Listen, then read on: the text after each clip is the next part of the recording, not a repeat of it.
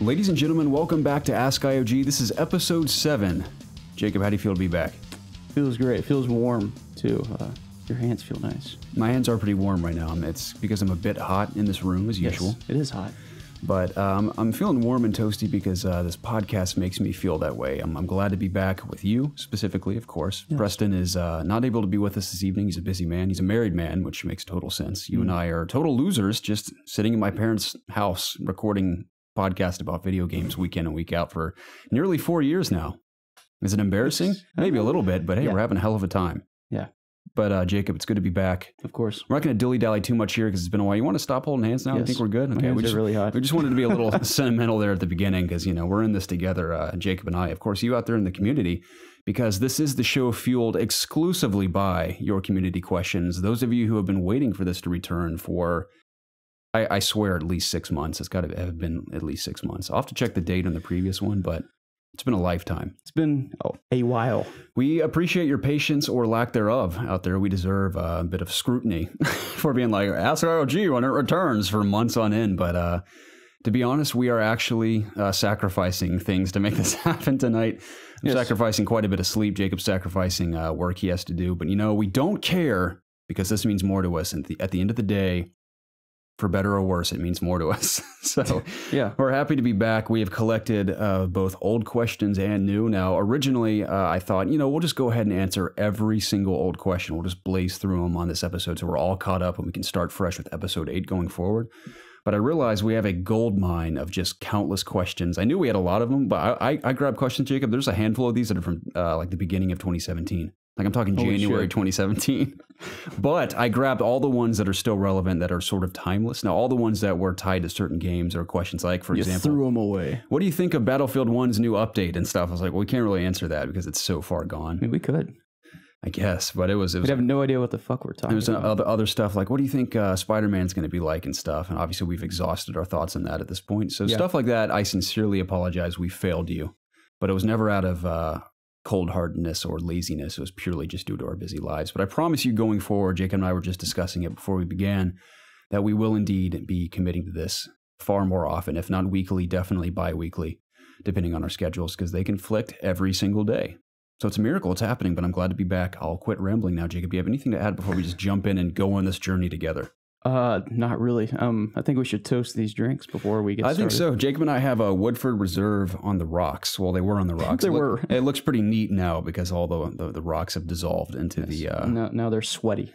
The bourbon whiskey here, the whiskey bourbon. So, we'll toast to a new episode of Ask IOG and our wonderful community who's waited on this with us.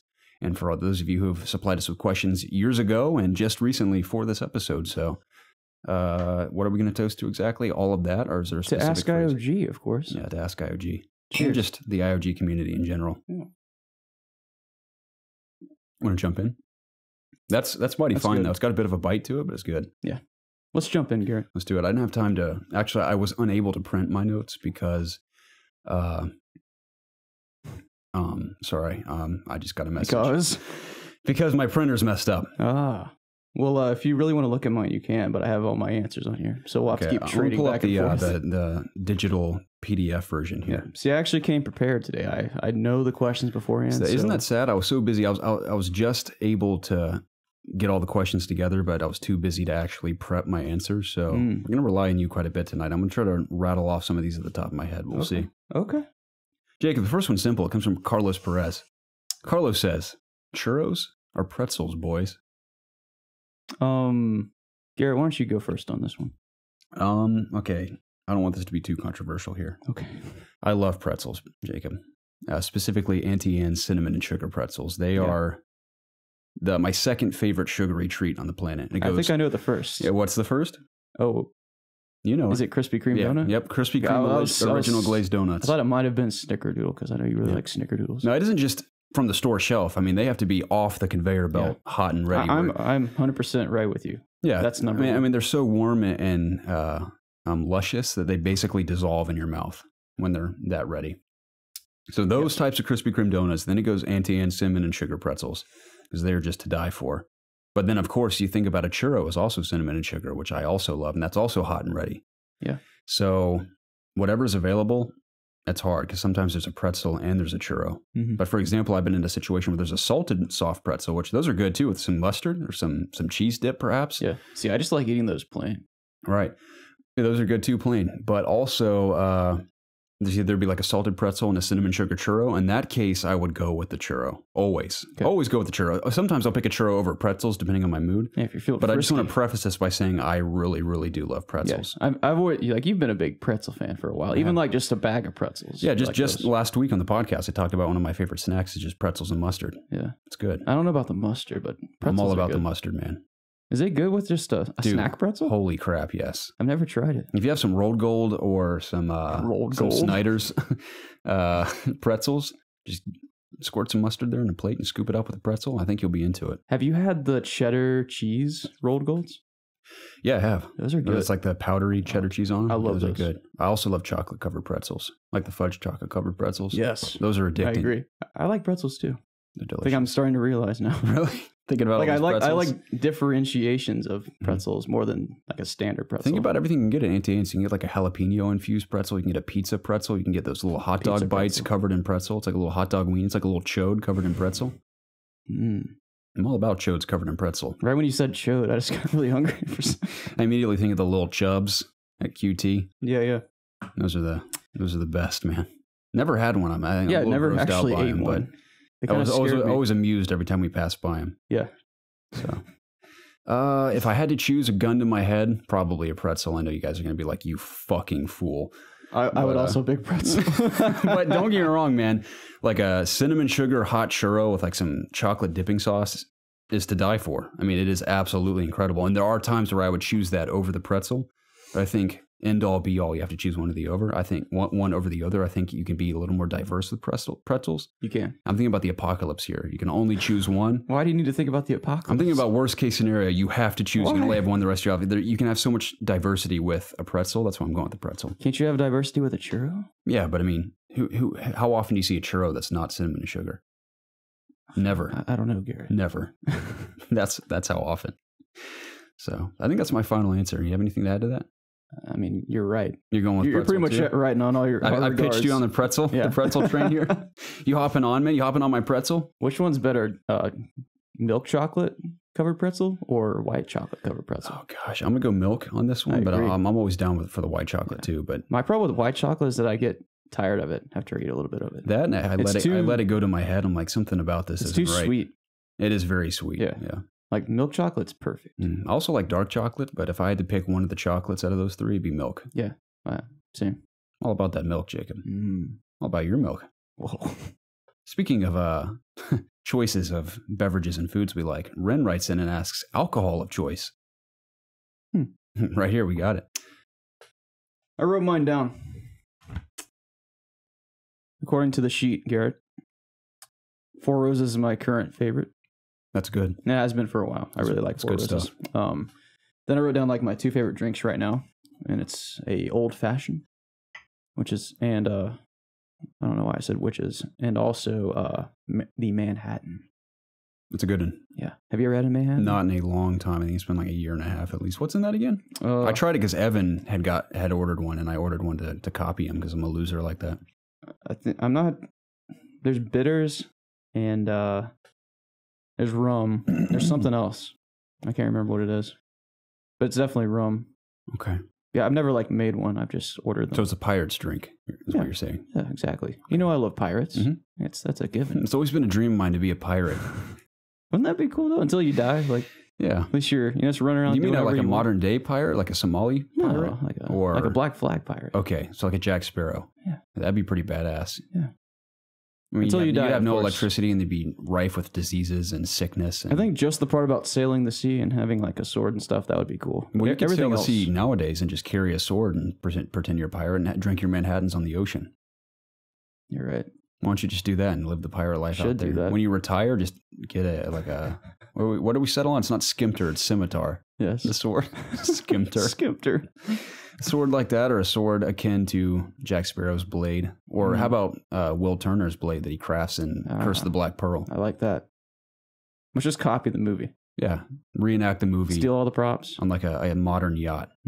But we'll actually be on sea. There won't be any CGI, you know. I'll never forget that moment from the trailer that rocked my world the first time I saw it, where whatever his name is like, you best start believing in ghost stories, Miss Turner. And he walks out into the moonlight and he turns into like that zombie. He's like, you're in one. Yeah. Like, that is excellent. I love that movie. It's a classic. It's a classic in my eyes, Jacob. We're way off topic here. It's unfortunate the other ones weren't as good, though, before we move on. Now, in the past, if you've been listening to our podcast or this show in particular for quite a while, you've probably recall me mentioning I enjoy beer from time to time. Now, I haven't had a beer in... I may have had one at the beginning of this year. It's been close to a year at this point. But I've been sticking primarily to bourbon and whiskeys of sorts. Four Roses. My dad likes Four Roses. He has that. We have Blade and Bow downstairs. Is some good stuff. And right now we're sipping on some Woodford Reserve. Very tasty. It's my favorite beverage to go to when I'm playing Hunt Showdown in particular. It's something about that whiskey just perfectly sets the mood, and I feel nice and relaxed in those tense situations. It really calms me down because I get really tense when I play that game. What if you had like a different bourbon for every game you play? I mean, I think drinks really do suit the mood of certain games. I mean, whiskey definitely suits Hunt Showdown. I think it's going to greatly suit Red Dead as well when we get it later this month. What's going to suit Blackout, Call of Duty? Releasing similar beverage. That seems like more of a beer game to me. Yeah. Yeah. But I have enjoyed IPAs in the past and stuff like that. But right now I'm on a big whiskey and bourbon kick. I mean, one of my favorite drinks currently is a smoking old fashioned from American Cut in Atlanta. Now there are American Cut restaurants in New York City as well, but it's a specific bourbon they use. I can't remember what it is, but it is truly fantastic. It's a $30 drink, but it is worth every sip. It's one of the smoothest drinks I've ever had in my life, and it goes perfectly with their steak. Yeah, a rare steak. God How much bless. is their steak, baked though? Potato. Oh, dude, it ranges. I think the most expensive they have is like 100 something. It's like 180 for like a 6-ounce Japanese style steak. Bet you it's good though. I get a fillet. I really like a fillet. Someone might call that like a pussy steak, but I enjoy it. It's probably one of the cheaper ones, right? Yeah, but it's delicious. I mean, ribeye is good too. Actually, fillets are pretty expensive. Fillets I think typically fillets are the most expensive because they're like the juiciest and leanest part. It's like one of the best cuts. Our most tender part, yeah. But dude, you and I, even if it's just a couple of dudes going to get some steaks, that or we can.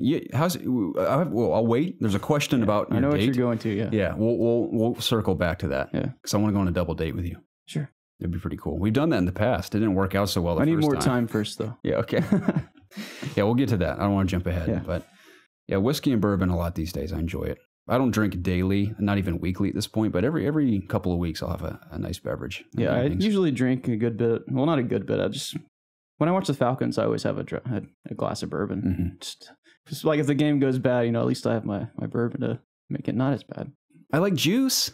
Juice. You know what I want to try? I used to drink a lot of juice, by the way.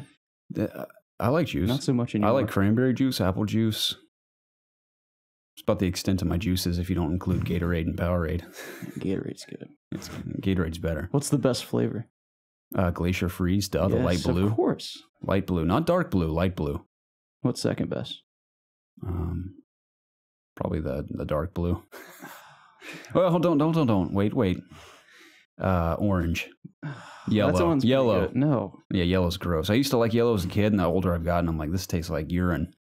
It looks like it too. Fruit punch is second best. No, I don't like fruit punch. Yeah, you don't like anything. I've never liked fruit punch. Yeah. Anything red. You know why? You don't like cherry either. I'm scarred because a kid in my class threw up a bunch of fruit punch when I was little, and it freaked me out, and it looked like blood, and I never wanted fruit punch again. That's gross, man. So all I can think about is drinking the blood of a child. See, whenever I think of like purple drinks, the grape Gatorade's good, I think, but anything else that's purple, I think of like purple medicine. Same, can't do it. Yeah. But let's get on track, Garrett. We're way off course. Yeah, I feel like this show is built on tangents. It is. Honestly. That's what we're built on, just tangents. That's all this podcast is. Us trying to stay on track. What's next? You want to read the next one? Or do you want me to read it? I can read it, yeah. Okay. Next one's from Lyric. Is that how you say that? Or Lyric? I'd say it's probably Lyric. Yeah, it's Lyric. On one stream, Jacob said he had good drunk stories to share. This may be the last Ask IOG before Half-Life 3 comes out, so let's hear them. Yeah. He's probably right. Yeah, that could be true. I think we're going to do these a little more often. But I wrote down, I'll tell a couple, because we don't have all night. The worst The worst story about me getting drunk is when I got lost in Athens, I think. Yeah, I wasn't there for this, but I've heard the tale many times. Yeah, it was me and 2 other friends, not Garrett. So I was legitimately lost one night in my life. Not as a little kid, but it was this night. So I can't remember if it was St. Patrick's Day or if it was just a night, like a Friday night, that we wanted to go back and visit Athens for whatever reason. So, we went, I think Evan, or I don't want to say any names, but someone was driving and 2 of us were in the passenger seats drinking bottles of liquor on the way there.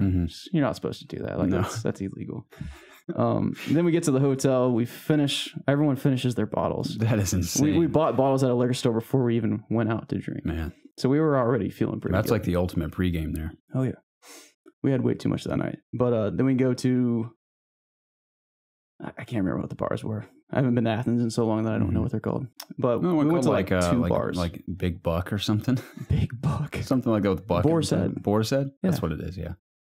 I've been to that bar. I wonder if they sell meat there. Like the Boar's Head meat. I don't know. The only thing I remember that's from walking into the bathroom, a guy snorting a line of Coke off a urinal. The Boar's Head? Yeah. My God. I was like, oh, just walked out. I'll take a Coke, please. Should be like, hey, me a Coca-Cola. Next. No, you shouldn't have done that. But yeah, I remember going to Boar's Head. Had Long Island's after this. I had straight bourbon whiskey, that bottle that I drank before we went out. Then I switched to Long Island iced teas. That's disgusting on its own. And not only I had a lot to drink, but I also, like, Long Island's have some of the most alcohol in them. So then I had 2 of those. And, I was feeling pretty good, obviously. So I remember us walking out and we went to another bar. Have no idea what that bar was. Have no idea what happened. I know we were hanging out with like 2 other chicks.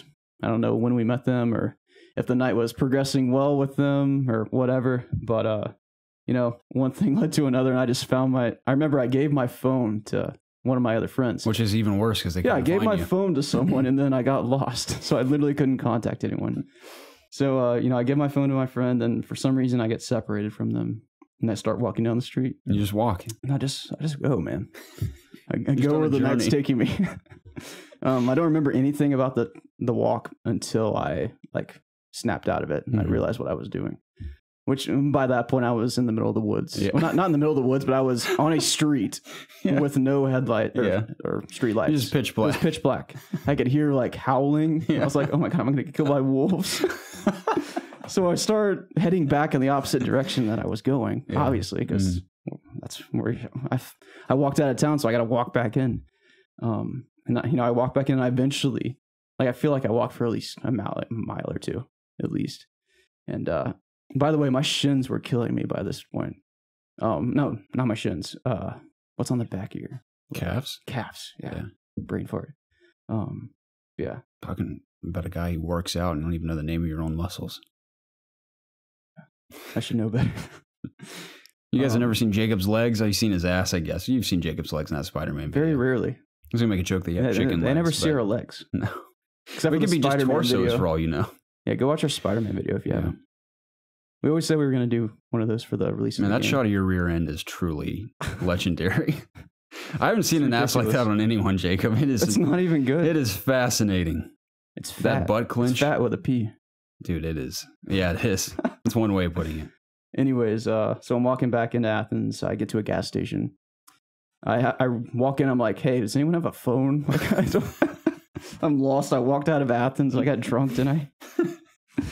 And then some guy just walks in. He's like, hey, you need a ride back into town? I'm like, should I do this? You can hop in my truck. I'll take you there. But you got to take your pants off, because my truck will get dirty from your pants. Man, it's going to take me a while to get back, so I might as well do it. No, this guy was cool. He was a chill guy. He was like, I've been working all night. I'm just going back. I'm going home. Tell me where you need to go, or where I need to go. And for some reason, I remember what our hotel. I remember the first word of the hotel we were staying in, which was American. Mm-hmm. So I just say American. And he's like, oh, the American blah blah blah hotel. And I was like, yeah, dude. That's the one. And he takes me there, and luckily I saw my car there. Oh, I drove. Yeah, I drove. Mm-hmm. I didn't start drinking until we got to the hotel. Okay. So I messed that up. But yeah, I get back and I'm pretty sure it was 5 or 6 in the morning when I get back to the hotel. And you know, the guys they looked for me all night. They got back at like 4 to our room, and they just passed out because like they couldn't contact me because they had my phone and they couldn't find me.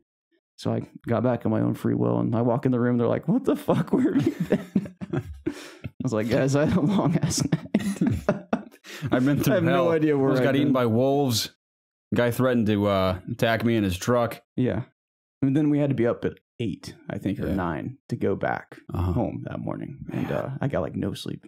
So, and I had to drive back. That's hilarious. So it was a good night. Wow, it sounds great. It was awful, but it's really funny looking back on it. Obviously, yeah. One of the few drunk stories I have involving you. I've never been drunk, which is surprising. I've been very tipsy, but never been full on wasted before. Something you need to change. Maybe one day. If we hit 1 million subscribers, we'll get that ass tattoo we've talked about and get wasted on the podcast. We'll see. I came pretty close on that stream, that Nintendo stream not too long ago. That was hilarious. That was funny. Everything was just so funny. That was a fun stream. That's probably my favorite stream we've done so far. Really? Yeah. We should find a reason to do another one. We will. We will in time for sure. But Mario Party. It was the day we graduated high school. We all went back to Elliot's. We were staying the night there, and I think you and Elliot alone had 4 locos. Was that the night we graduated? It was the night or the night after. One of the two. How did we get 4 locos? I don't know, but you got them. You had them. It was like the night Elliot had horny goat weed. And we kept calling all these girls and asking them, like, hey, we got some horny goat weed. Do you want to hang out? Does anyone in chat know what horny goat weed is? Yeah, like, what the hell were we thinking, dude? I still don't even know what it is. I mean, we knew a lot of promiscuous women at our high school, and I think we were just bored. It was a glorified prank call. We're like, hey, we got some horny goat weed. Do you want to hang? They'd be like, what? And hang up.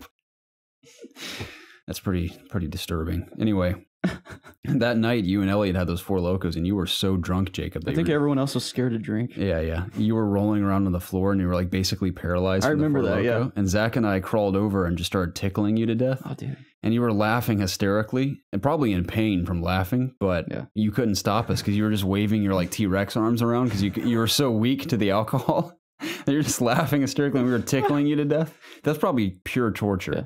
And I'm already really ticklish. Yeah. So. Yeah, I'm sorry about that. I can imagine how I was. Sorry if it scarred you. I remember that very like briefly. Yeah. In a moment in time. That's a good night. That was a good night. Fun times. I don't have any drunk stories, unfortunately. I guess I could bring up another one. I took a long time on that one.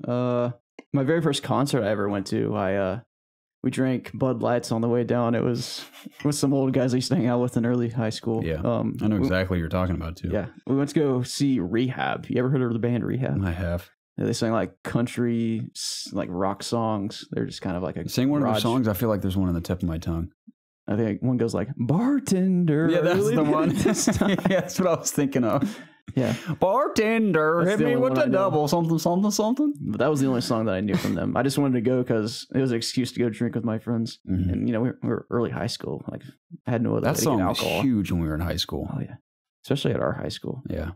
Because we're Georgia Southern school. Yeah, it was. I mean, yeah, I don't want to get on a tangent, but that's what we do best here. It is. I was about to bring up like people coming down to Georgia. Anyway,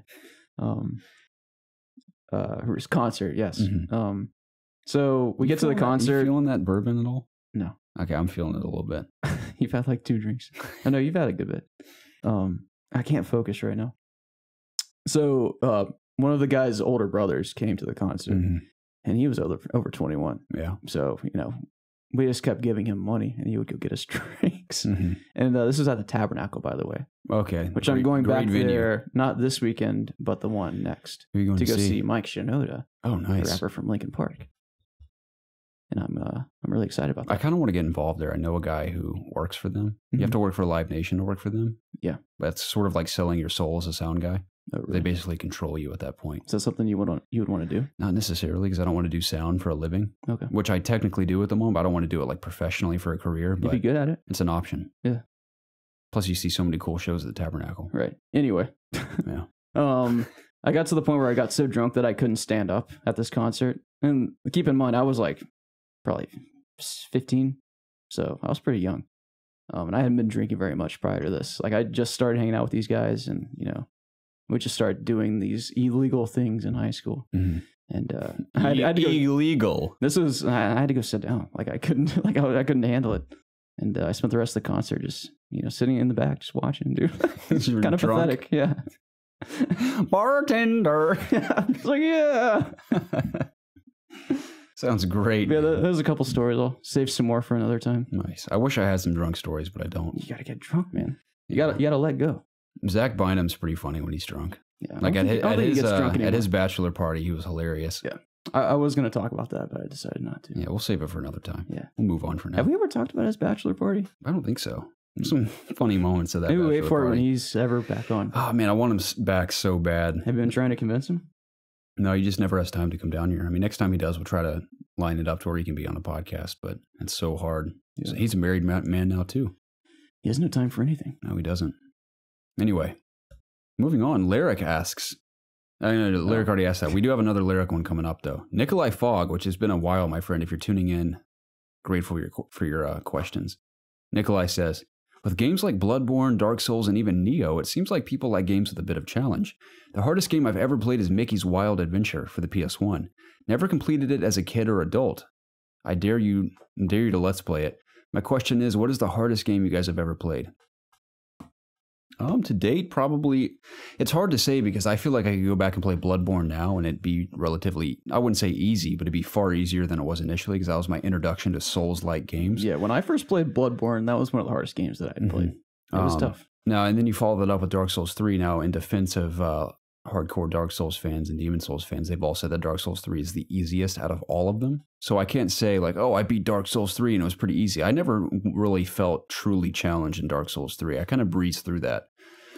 And which I was proud of because I never played a Dark Souls game before. But a lot of people have said that one's not too difficult. So I can't say that's the hardest game I've ever played. I think at the time, Bloodborne was. I'm trying to think of something I played recently that I was genuinely shocked at how hard it was. When I was little, I played Aladdin on the Super Nintendo? Yes. Yeah.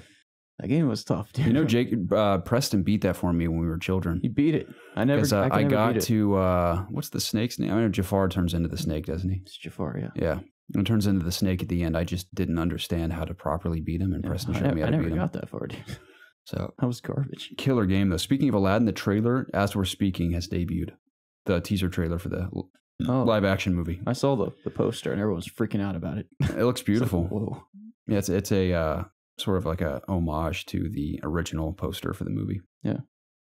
Is Disney putting like the same posters out for all their live action? If they do, they're typically basic. inspired by the original, but revamped a bit. Yeah, like the color was beautiful in that poster with Genie's lamp. Yeah, that's fine. So I'm excited to see the trailer. I have a lot of anticipation for Aladdin. Could be really awesome. Isn't Will Smith Genie? He's Genie. Yeah. Isn't it a shame if Robin Williams could have actually been the live action Genie? I know. Can you imagine? Man, that's such a shame, dude. He was so funny. Incredible talent. Yeah, truly incredible. What are we talking about? Hardest games. Dude. I know. Fortnite. The hardest difficulty in Doom. I can't remember what it's called, but there's a trophy for beating the first mission or a mission, I think, on that difficulty, and that was pretty tough. I could never play the full game like that. I think it's the situation where if you die, you start the entire game over. Imagine if the trophy was beat the entire game like that. Can you imagine making it all the way to the end and dying?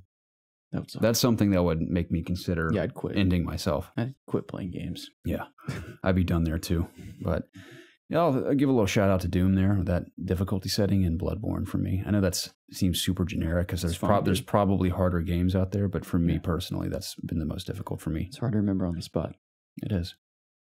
Had I had time to prep my answers, I'd probably have a better answer. But you want to keep rotating who reads these? Yeah, sure. All right. Next question comes from Meow. Did you look up this game, Garrett, before we talk about this? I didn't. Okay, but we're not going to. I've heard of it. I'll say your question, but we're not going to answer it because we're idiots. Have any of you guys heard of or played the game Deadly Premonition? No. Deadly Premonition? No. Have no idea what that is. I've heard of it. This video, leave it in the comments below. I've heard of it many times, but I couldn't tell you what it is. So I apologize. Never heard of it. It's not going to lie. I apologize. But we didn't want to leave you hanging there. I told you we included some old ones because I don't want you to feel like you just were throwing your questions into the ether. Yeah. So thank you, Meow. Lyric's back, Jacob. Lyric says, Garrett often talks about his attraction to muscle-bound men. What are your thoughts on other body types? Dad bod, skeletal thin, etc. Are different types your favorite for different reasons, such as snuggling versus staring at longingly?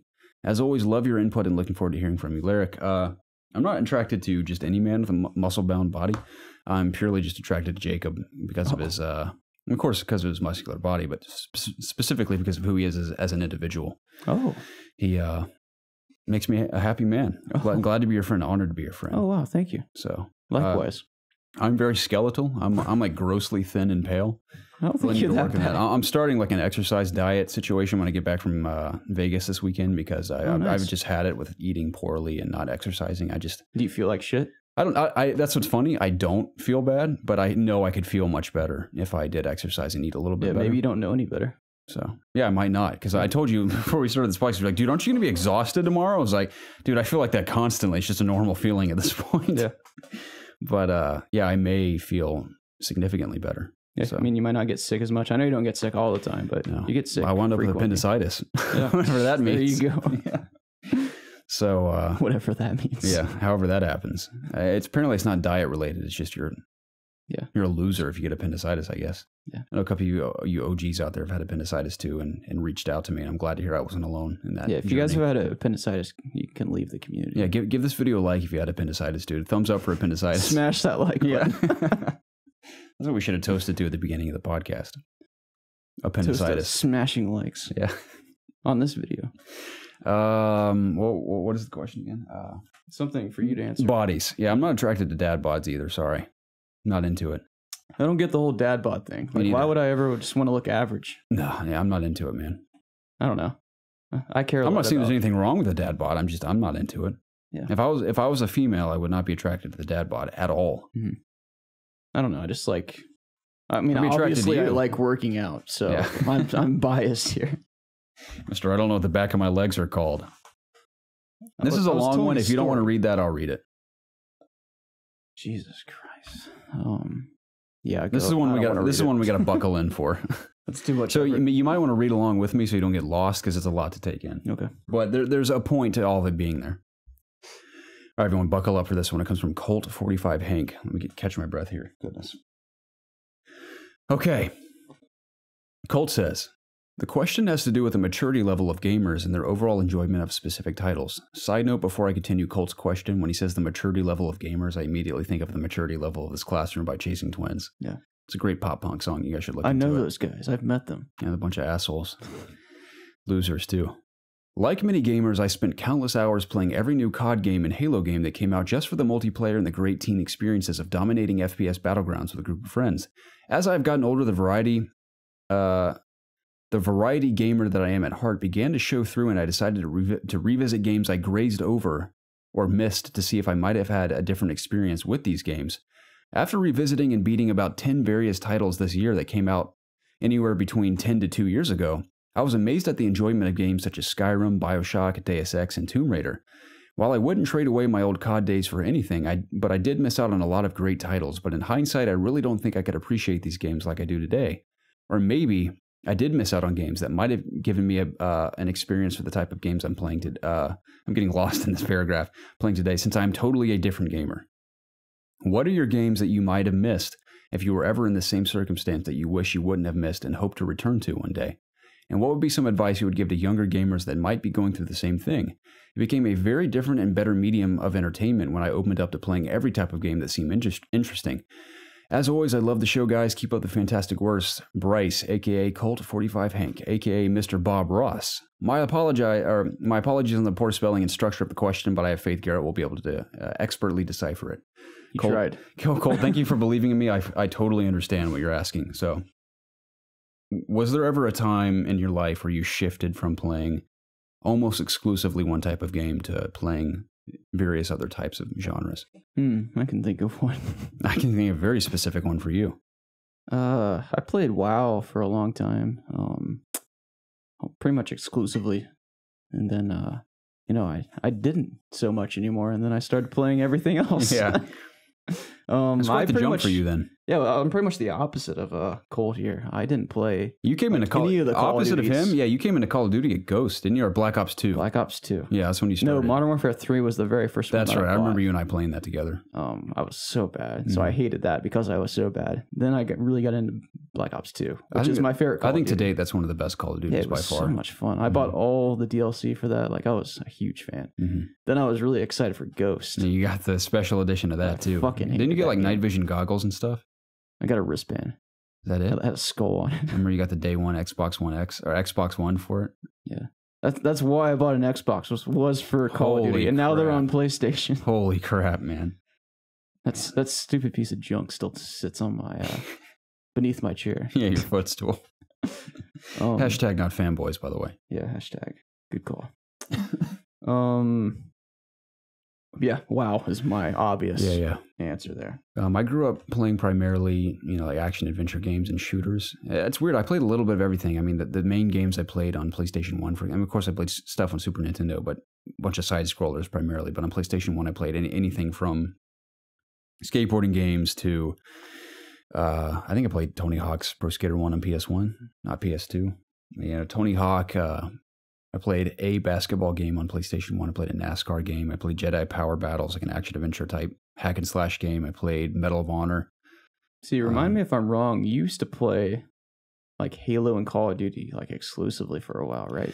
I would say that was the bulk of my time on 360. Yeah. But in addition to stuff on 360, I did play, like the Harry Potter games. I played a couple Star Wars games.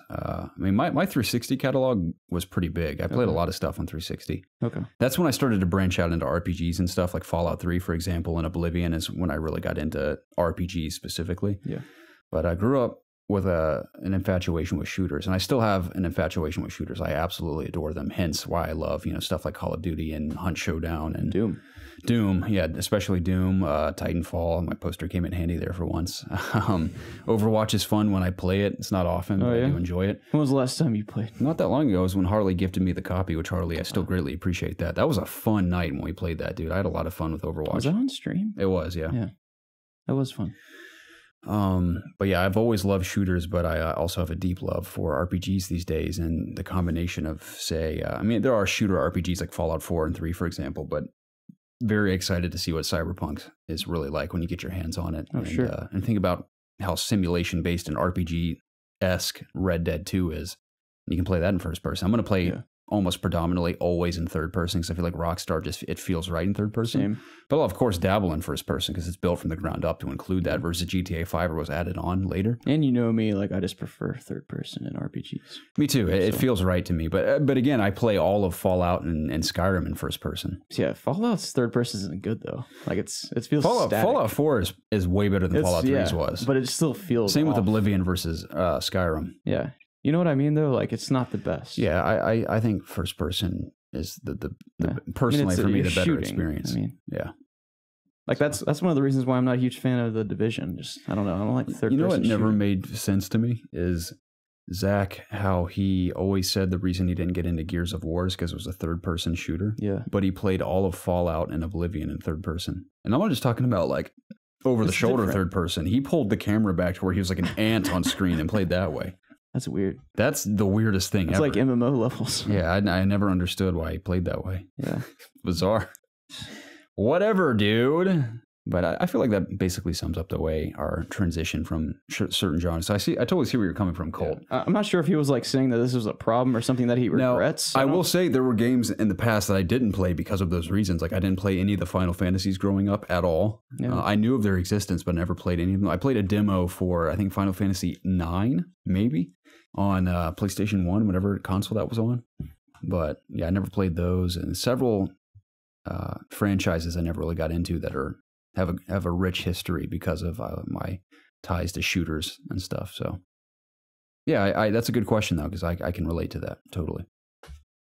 You want to move on? Yes. You want to read, I believe it's Actair? Sure.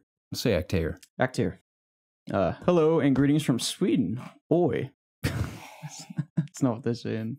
What do they say? What is hello in Swedish? I have no idea. It's not oi though. Look it up for me. Okay. I kind of want to know. Do they speak, is Swedish a language? Or they speak a certain language in Sweden? Language. It's Oh God, I don't want to sound stupid. I think I know what it is, but I don't want to say it. What language is spoken in Swedish? It's probably Swedish. Idiots. No, it's. Man, our history, our knowledge of the outside world is pathetic. Yeah. They speak Swedish, Finnish, Romanian. Finnish, that's what it is. It's Finnish. Okay. See, that's what I wanted to say, but I didn't want to say it because I didn't want to be wrong. Hello in Finnish. Anyways, I'm going to read this What if question. you speak Swedish, though? Oh, look at this. It's Finnish. Hey. Hey. Fucking idiots. It's not spelled the same, though. Oh, what is it? I probably pronounced that, hi. Yeah, hi. That's very Japanese, though, to say it like that. Am I racist? I don't think so. Hello and greetings from Sweden. I've got a question about an upcoming game called Codebait. This is so old. I know, but it's not out yet. Codebait's not out yet. It's actually not that old. It seems to be in the dark, some genre with some animated graphics. Are you guys interested in it? And what do you think about it? I'm interested because I like Souls-like experiences ever since getting into Bloodborne, like we mentioned earlier, and I also enjoy mainstream anime.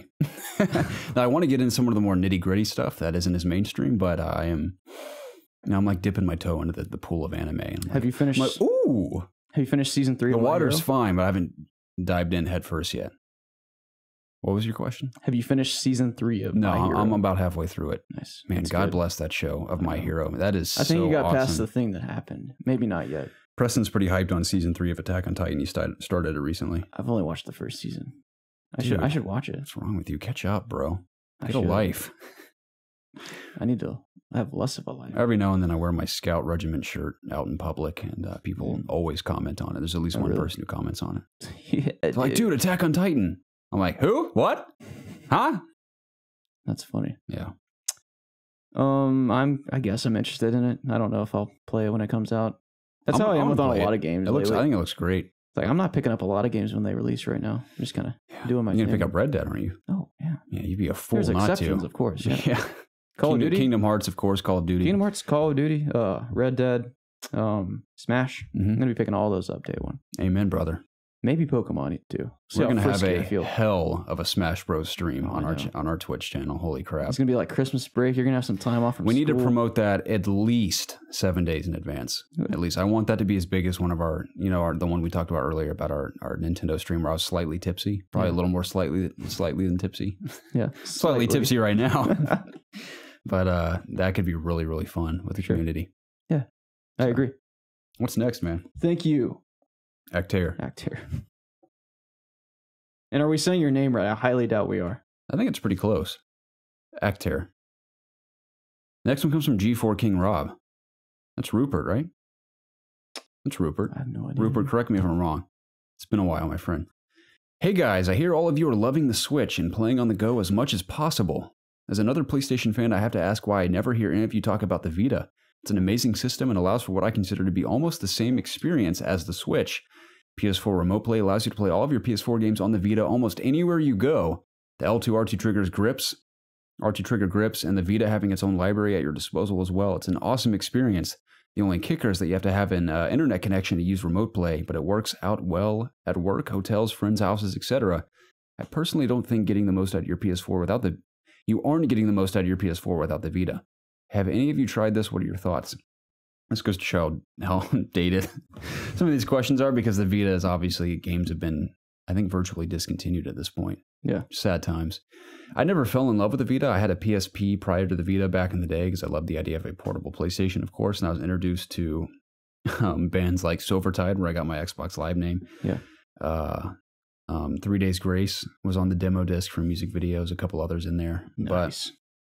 But I played a couple games on my Vita, or not my Vita, my PSP, and then later I picked up a Vita way after I'd been out for a while. And I remote played once in Orlando, Florida when Preston and I were on a job. I think we both remote played a little bit to dabble with it. But Preston and I both played, Preston more so than I did, but we both had Vitas and played them for a while. And the bulk of my time on Vita was spent with Persona 4 Golden, which I played, ironically enough, the same amount of time I've played Persona 5, which is about 25 hours roughly. So I feel like I owe it to myself to eventually finish that one as well because I hear great things about it, especially in terms of the narrative and the characters. But yeah, I got to finish my Personas, man. I left them hanging, but it's always for the same reasons. It's always because something else comes out and I got to get to it. Yeah. Especially now that I'm doing stuff for COG, I have no choice. Yeah. But yeah, we had some good times with the Vita, so we understand the charm of it. If you still feel the same about it today, Yeah. It's changed quite a bit since then. My opinions on the Vita. None of the games, none of the titles have ever interested me very much. So therefore, I was never interested in the Vita, and that's as simple as that. You know what we call people like that, Jacob? What, Garrett? Losers. Oh yeah. You want to read the next one from Gigalagaki? Yeah. Yeah. Fine. Let me turn my page here. Are we gonna answer all these? Yeah. I mean, the ones that you think we've already read, we'll gloss over, but the majority of these I know we haven't read. Oh, this is a good one. Gigalagaki. Good day to you all, you magnificently dazzling wizards. Oh, thank you, That's sir. a wizard's chess. I meant to say in our Harry Potter breakdown, I hope we can play wizard's chess. That's a good call. That'd be awesome. Are you good at chess? Yeah, man. Yeah? I had a chess class in Orlando, Florida, where I had, get this is a crazy story, quick tangent. He was a Jamaican man. Seemed like a very kind-hearted, warm Jamaican man.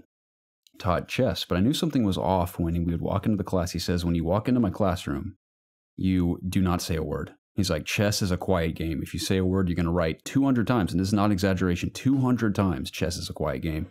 I had to write that at least 800 times. But the kicker is that he taught us a 4-move checkmate.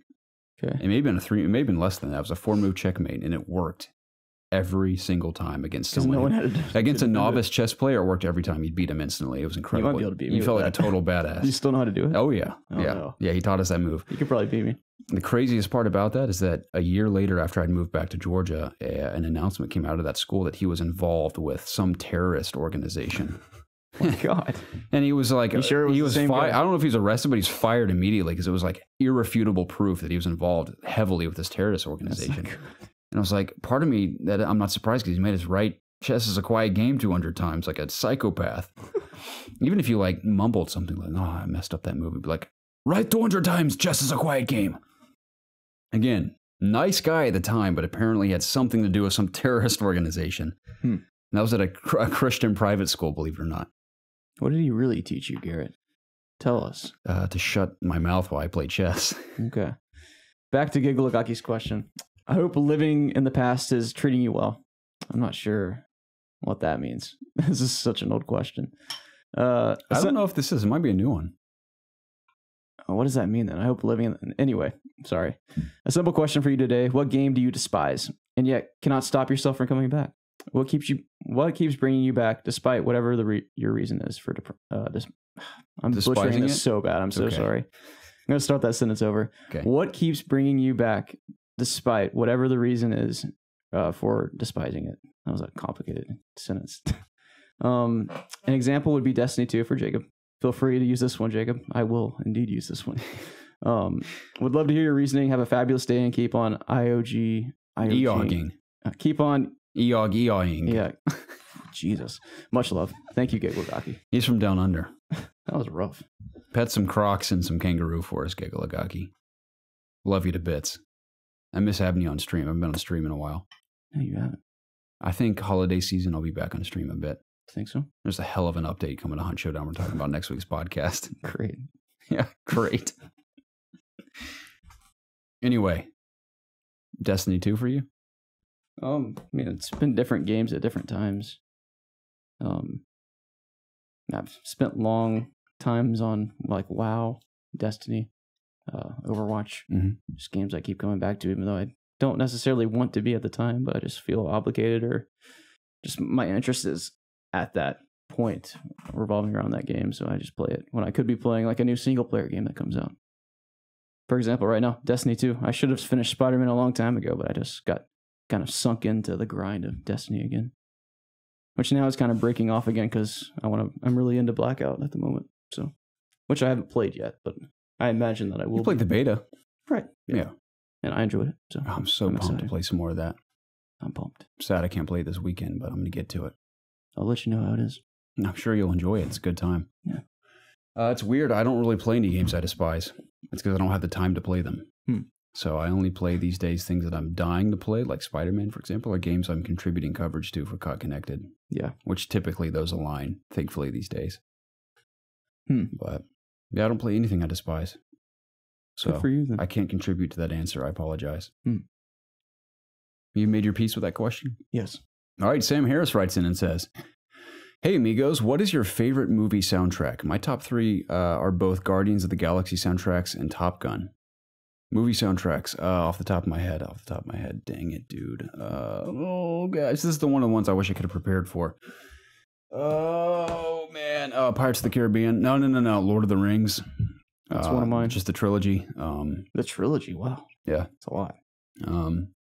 It's mostly all the same recycled music with added bits to it and stuff. Dude, how dare you? I'm going to go with Return of the King. No, I'm going to go Two Towers. Two Towers is my favorite Lord of the Rings soundtrack. Two Towers. Okay. Oh, gosh, dude. Pirates of the Caribbean. Star Wars. A New Hope. Solid? No, Empire Strikes Back. Okay. And what... I could probably change that 1,000 times, but I don't want to spend too much time dwelling on it, so... For me, Lion King. Hell yeah. Lion King's so good. Harry Potter. I love Harry Potter music. I love everything about Harry Potter. And last one, I'm going to do 2 more. I like Lord of the Rings. Oh, Harry Potter's so good. I didn't think about that. Lord of the Rings, The Return of the King. I love that movie. That's my favorite movie of all. No, it's second favorite movie. Return of the King? Yes. Second favorite movie of all time. I love Fast Seven's soundtrack. That's the one where... a bunch of like DJs and stuff on that album? I enjoy it. I like the music though. Okay. Sorry you're not into it. Sorry that it's not your kind of music. Okay. I enjoy the soundtrack. That doesn't even sound anything like. No, it doesn't. I know what you're saying though. Fast 7 does have a good soundtrack. And it's the one where Paul Walker. I think, it's the tune where they show up in Dubai, I think. Yeah. With those 2 towers. There's a really cool song at that scene. Mm-hmm. I think it's, what's that DJ's name? Tiesto? No. I used to know a lot of DJ names. I forgot all of them though. Shout out to Drive too. Drive is a great soundtrack. Yeah, it does. That's all I wrote down. That's a good one. Yeah, I wish I had time to prepare. There's a million movies I love the soundtracks. Yeah, and these are just the ones that are on the top of my head. Yeah. Sam, that's a great question, man. I'm sorry I couldn't. Shout out to Moana too. Moana's good. Moana's good. Yeah. A lot of Disney movies are incredible. Yeah, I could go on just Disney movies. Yeah. Sam's back again with a similar question. Shit. Hey dudes, what is y'all's favorite comedy movie? My top 3 are Tommy Boy, Happy Gilmore, and Christmas Vacation. Sam, those are excellent choices. I'm going to name mine before I forget. My top 3 in no particular order are Dumb and Dumber, the original. Crap, dude. I like more than 3, but here are my top 3. Dumb and Dumber, Hot Rod, and This is Spinal Tap. I knew you were going to say Spinal Tap. Spinal Tap is brilliant. It's a timeless classic. It is brilliant. Spinal Tap's one of my shout outs here. Yeah. Like I almost put it in my, like the 3 that I was going to say. But for me, obviously no particular order. Austin Powers. If I had to pick one, I guess like Goldmember. I love watching Austin Powers with you in particular for some reason. It's so funny, man. It is so funny. Like Mike Myers is a genius. He is. It's like the perfect character. The Big Lebowski. I love that movie, dude. It's so funny. It is a classic. The dude. Yeah. He's probably the perfect character. That is a great movie. Then Dumb and Dumber. That would probably be my number one. I've always Dumb and Dumber is one of the most quotable movies of all time. It is. It's so stupid as it is. Humor, it's so dumb that it's brilliant. Yeah. Like it's that dumb. That's what's amazing about it. Yeah, I'm a big like early Jim Carrey fan. Too. Yeah. Ace Ventura 1 and 2.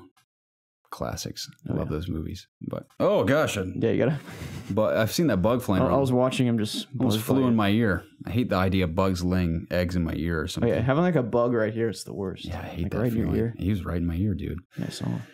Yeah, my sense of humor is probably formed between those 3 movies and a few more, but those 3 especially. I'm a big fan of Kung Pao too. It's a dubbed over like goofy Chinese, or it's an Asian. All I think of is the cow Asian doing like the scenes. Matrix move from the trailer when I think of that movie. It was some like shitty Asian movie, and somehow it got cut up and chopped together to create a new movie that's a comedy, but it has English voiceover. It's so funny. I listened to the Tenacious D soundtrack on the way home tonight. Oh, that's good. I mean, it's not like a full-on comedy, but it's definitely mostly a comedy, and it's a great soundtrack. Oh, yeah. They were in Atlanta recently for the Shaky Knees Festival. Oh, really? Why didn't you say that soundtrack for your top 3? I don't know. I haven't seen that movie in a long time. Great soundtrack, though. Want to read the next one from Bohongelis? Sure. I also like Wedding Crashers a lot too. It's a more recent example. It's a good one.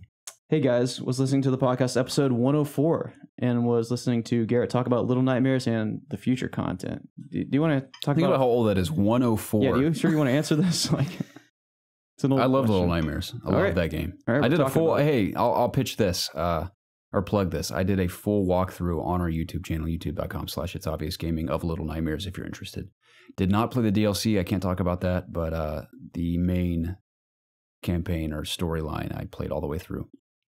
Loved it. Go check that out, guys. It's great.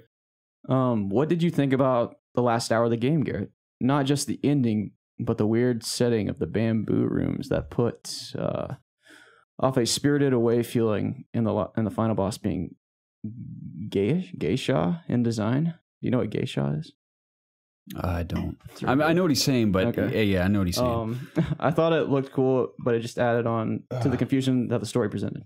You guys rock, and thanks for continuing to produce excellent content. Kyle, I hope you still feel that way after all these other episodes.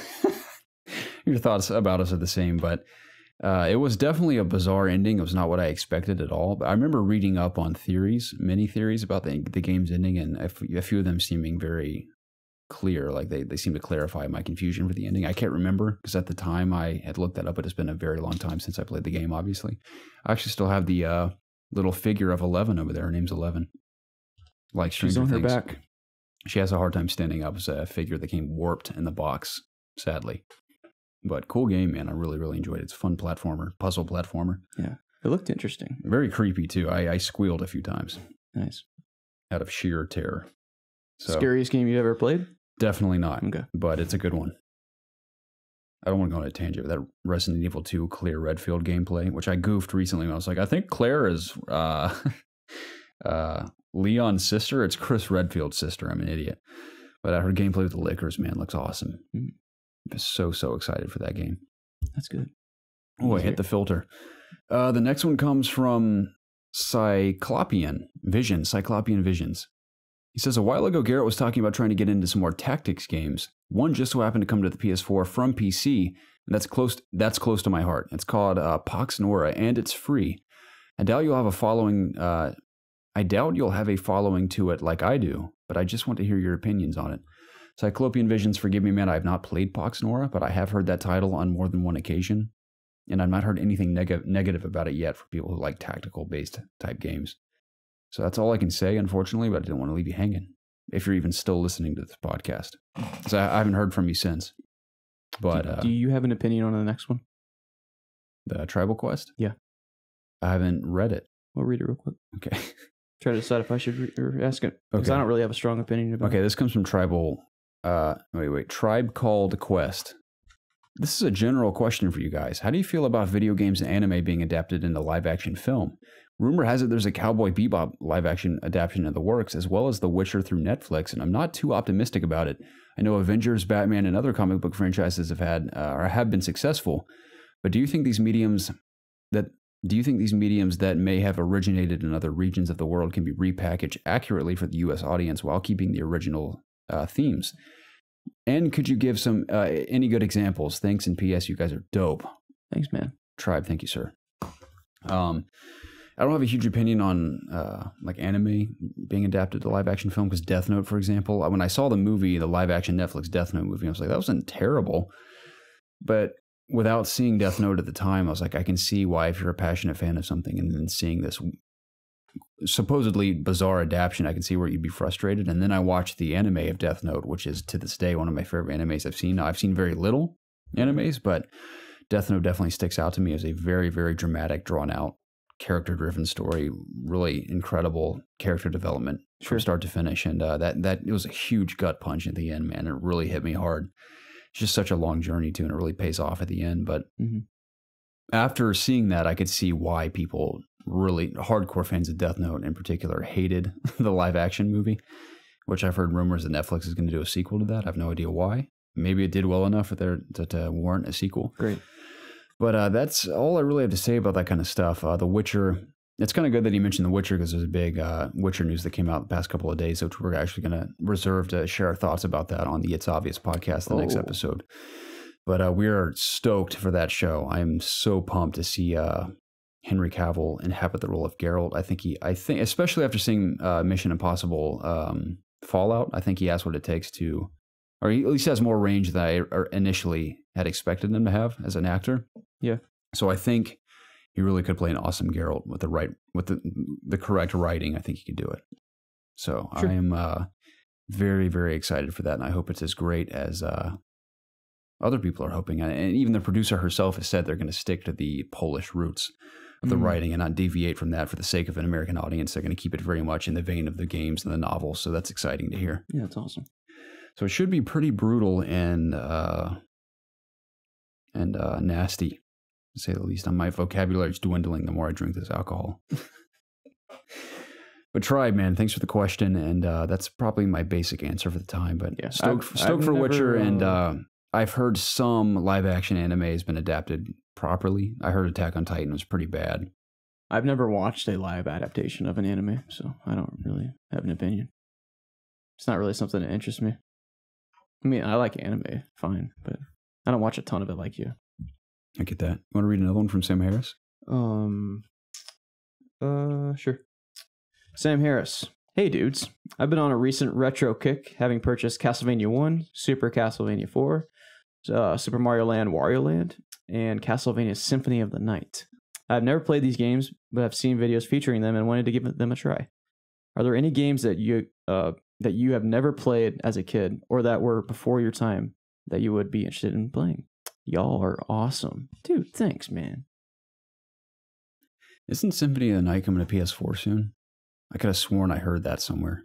I don't think so. Maybe I'm crazy. Maybe? I have not played... So. I've never finished a Castlevania game. I've played one or two of them. I don't think I've even played Super Mario Land. I played Super Mario World. Yeah. I wrote down Symphony of the Night, and I've always wanted to play that. I've never even really been exposed to that series, mostly because I just haven't found the time to do so. But one day I do want to check out Castlevania and see what it's all about. I've played games that are in like the same vein as Castlevania, obviously, but like a Metroidvania style, right? But never, Castlevania. Super Mario 64. When I had my 64, I never played Super Mario.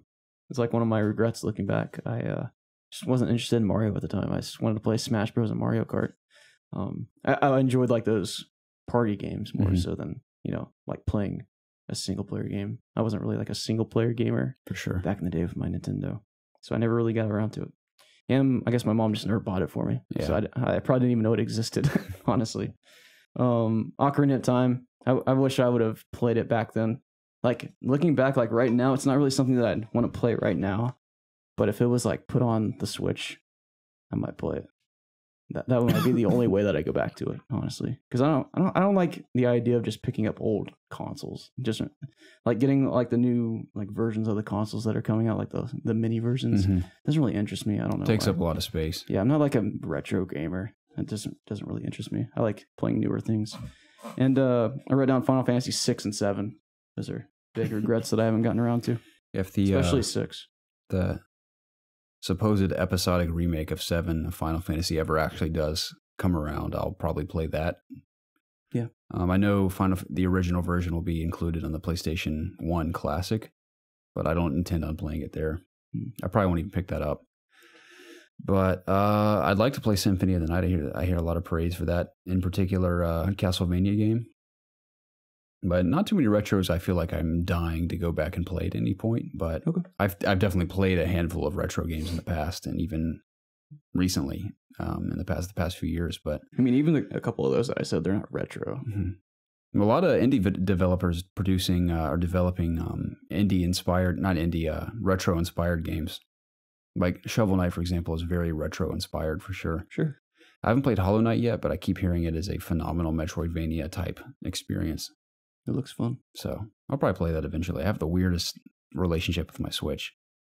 I just let Casey basically have it for now because she plays, I almost called it Farm Simulator. That's an actual game, but she plays Stardew Valley. Does she still play it? Not often, but she does play it every now and then. She has a really impressive farm. That's awesome. It's pretty cool looking. So you're not taking it on your trip? I'm not, no. Wow. Nah. You're crazy. Isn't that insane? Yeah. I get on a plane for 4 hours and I'm not going to play my Switch. What are you going to do? I'll probably sleep on this plane because I'm so exhausted. Yeah. I may have to be on that plane in 7 hours, 8 hours. You're crazy. So, gosh, kill me. Anyway, Sam, thank you for your question, my friend. I know that was forever ago. You may not even remember writing that, but thank you, sir. Back to Bohongalas again. Bojangles. I recently saw Kiki's Delivery Service in a local theater during a Studio Ghibli event. I have to say, for an animated film that was released in '89, the animation quality and music was baffling. Have you guys ever seen a Ghibli film? I know that The Spirited Away and My Neighbor Totoro was popular in the States, so it's possible. If you have, what did you think? And if you got the chance, would you go see one of these films in theaters? Kyle, I remember you and I talking about you going to see that forever ago when I think we were doing a Doom stream and you were on that stream with me. You were talking about going to see that in theaters. And I remember seeing ads in Regal theaters, especially at the time, for the Ghibli event that I did not attend. I've never seen Spirited Away. That's the one I know of off the top of my head. The other ones I can't name. But I've heard nothing but absolute praise for all those movies for as long as I've known of their existence. I've heard nothing but good things. I've never given one a shot. I would be willing to do so if definitely. the opportunity presented itself. Yeah, 100%. First chance I get, if someone's like, hey, I have this Studio Ghibli movie and we're looking to do a movie night, I'd be 100% on board, but I've not had that opportunity yet. Yeah. But yeah, that's all I really have to say. I've not seen one, but I would 100% definitely see one in theaters if I had the chance. Sure. So if I was, bored, didn't have anything else to do, totally, I'd go see it. I'll read the next one. Frosty Shake. How much wood could a woodchuck chuck if a woodchuck could chuck wood? Garrett. It's a tale as old as time. Question. You need me to reread the question as old as time. It's an age-old classic. Yes. What do you think? We could think about this if we really wanted to, but I think without damaging his beak permanently or just completely ravaging his beak, I'd say he could produce a small pile of like an anthill size of wood sheddings with his beak. Let's get more specific. Is there a time limit to how many woods he can chuck? Oh, it's fucking long. Let's say he chops for half an hour a day and produces about a handful's worth of wood chippings. Would you say about maybe 69 wood chippings? More than 69? No, maybe. Maybe he grinds it down to a fine powder. It's like a powder of wood chippings. Okay. You could snort the wood chippings. Maybe. If you're addicted, I don't know where you're going with this. Snort some oak. Yeah. I don't know where you're going. Or some pine. Sure. Let's say in a lifetime he can produce about 20 pounds of wood chippings. That's it? Yeah, I'd say in a lifetime, yeah. 20 pounds is a lot when you think about it. I dropped a 25 pound... 20 pounds of wood is not a lot. I dropped a 25 pound weight onto my foot in weight training in freshman year of high school, and I'm lucky it didn't shatter my foot. I was wearing thick shoes. Imagine if I was wearing something like a Nike Free. It shattered my foot. It's only 20 pounds, though. Yeah, it's heavy. The 25 pounds is pretty heavy. It's not that heavy. Well, landing on your foot, though, that's not pleasant. Well, nothing landing on your foot's going to feel nice. Above, 5 pounds. 25 pounds was brutal. Now, a 45 pounder, I probably wouldn't walk again. I'd probably have to replace my leg, but 25 pounds is pretty painful. Ah! That bug was in my eyeball. I was looking at him on your nose. It's here it comes. Son of a bitch. He's making the rounds. Frosty, that's a tough question, man. I don't know if I can give you an accurate answer on that one. Yeah, that one stumped us, man. Let me do my research first. Jay Scriber writes in and says, "Hey guys, hope you all are well. We're gonna have to dig deep for this one. What is an Xbox 360 or Shitbox One exclusive, dude? Hashtag not fanboys, man. Good one. Hashtag not fanboys. Besides the Halo games or Gears franchise that you played a considerable amount of, mine would no doubt be playing the Rise of Tomb Raider on season difficulty back when it was an exclusive. Oh, Rise of the Tomb Raider. Fable. I wrote nothing, dude. I've never played an exclusive for long periods of time on the Xbox. Yeah, I just never got into any of their exclusives. Mm-hmm. Besides Call of Duty, which was kind of an exclusive back then. Yeah, they had early content. Mm-hmm. I've yet to meet an Xbox quote-unquote fanboy. I know that's kind of overstepping my bounds there, but hardcore Xbox fans that have said they prefer Xbox because of the games. They always say because it's a better console. And I'm like, dude, Like every time I meet an Xbox guy, they're like, you realize that the Xbox One X is the most powerful console ever made? I'm like, yeah. I'm like, what do you play on it? They're like, oh, Halo and Call of Duty. I'm like, that's it? I know that sounds very generic. I know there's some genuine great Xbox exclusives. Notably Forza Horizon 4 is just excellent. I played about 10 hours or so of that for the COG video review, and I can vouch for the hype people have for that game. It is truly phenomenal. And I'm not even that into racing games, and I can recognize that. Yeah. But we have Xbox news to actually discuss on the next episode of the podcast. I reserved a lot of our discussions for the next episode of the podcast because it's going to be a doozy. Because it needs to happen. It does, yeah. It's going to happen actually very soon. Yeah. Sooner than some might expect. We'll talk about it on that episode. But yeah, Fable for me. I love the Fable franchise. Fable 3 was a massive, massive letdown for me, but I have high hopes in the reboot of that franchise because it is excellent, and I think there's a lot of potential there. Gotcha. Especially after all the open world RPGs, in particular the medieval ones we've played since then. Mm-hmm. There's a lot they could kind of learn and expand upon in Fable. Yeah. Because of those. Gotcha, man. Yeah. Thanks for sharing. Yeah, totally. I think this will be a good one.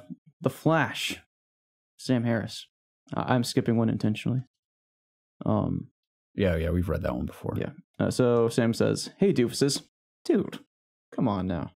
He called us amigos and bros, or dudes. Yeah, what happened along the way through these questions? You can see the aging process in these questions. What game from this generation do you think will hold up in terms of quality, gameplay, story, etc.? Yeah, in the next 20 years? Smell you later. Nice Pokemon Dude, reference. This is so easy. God of War? Yeah. Spider-Man. I'm not being a fanboy here. Hashtag not fanboys. Yeah. I even think to an extent, I know there's a lot of people that really don't like Horizon Zero Dawn, but I think graphically speaking, at the very least graphically, and even to an extent gameplay, the way those machines react to you in combat, I think if you separate everything from Horizon, even separate the story, graphically and gameplay for Horizon is incredible. It's absolutely incredible, in my opinion, of course.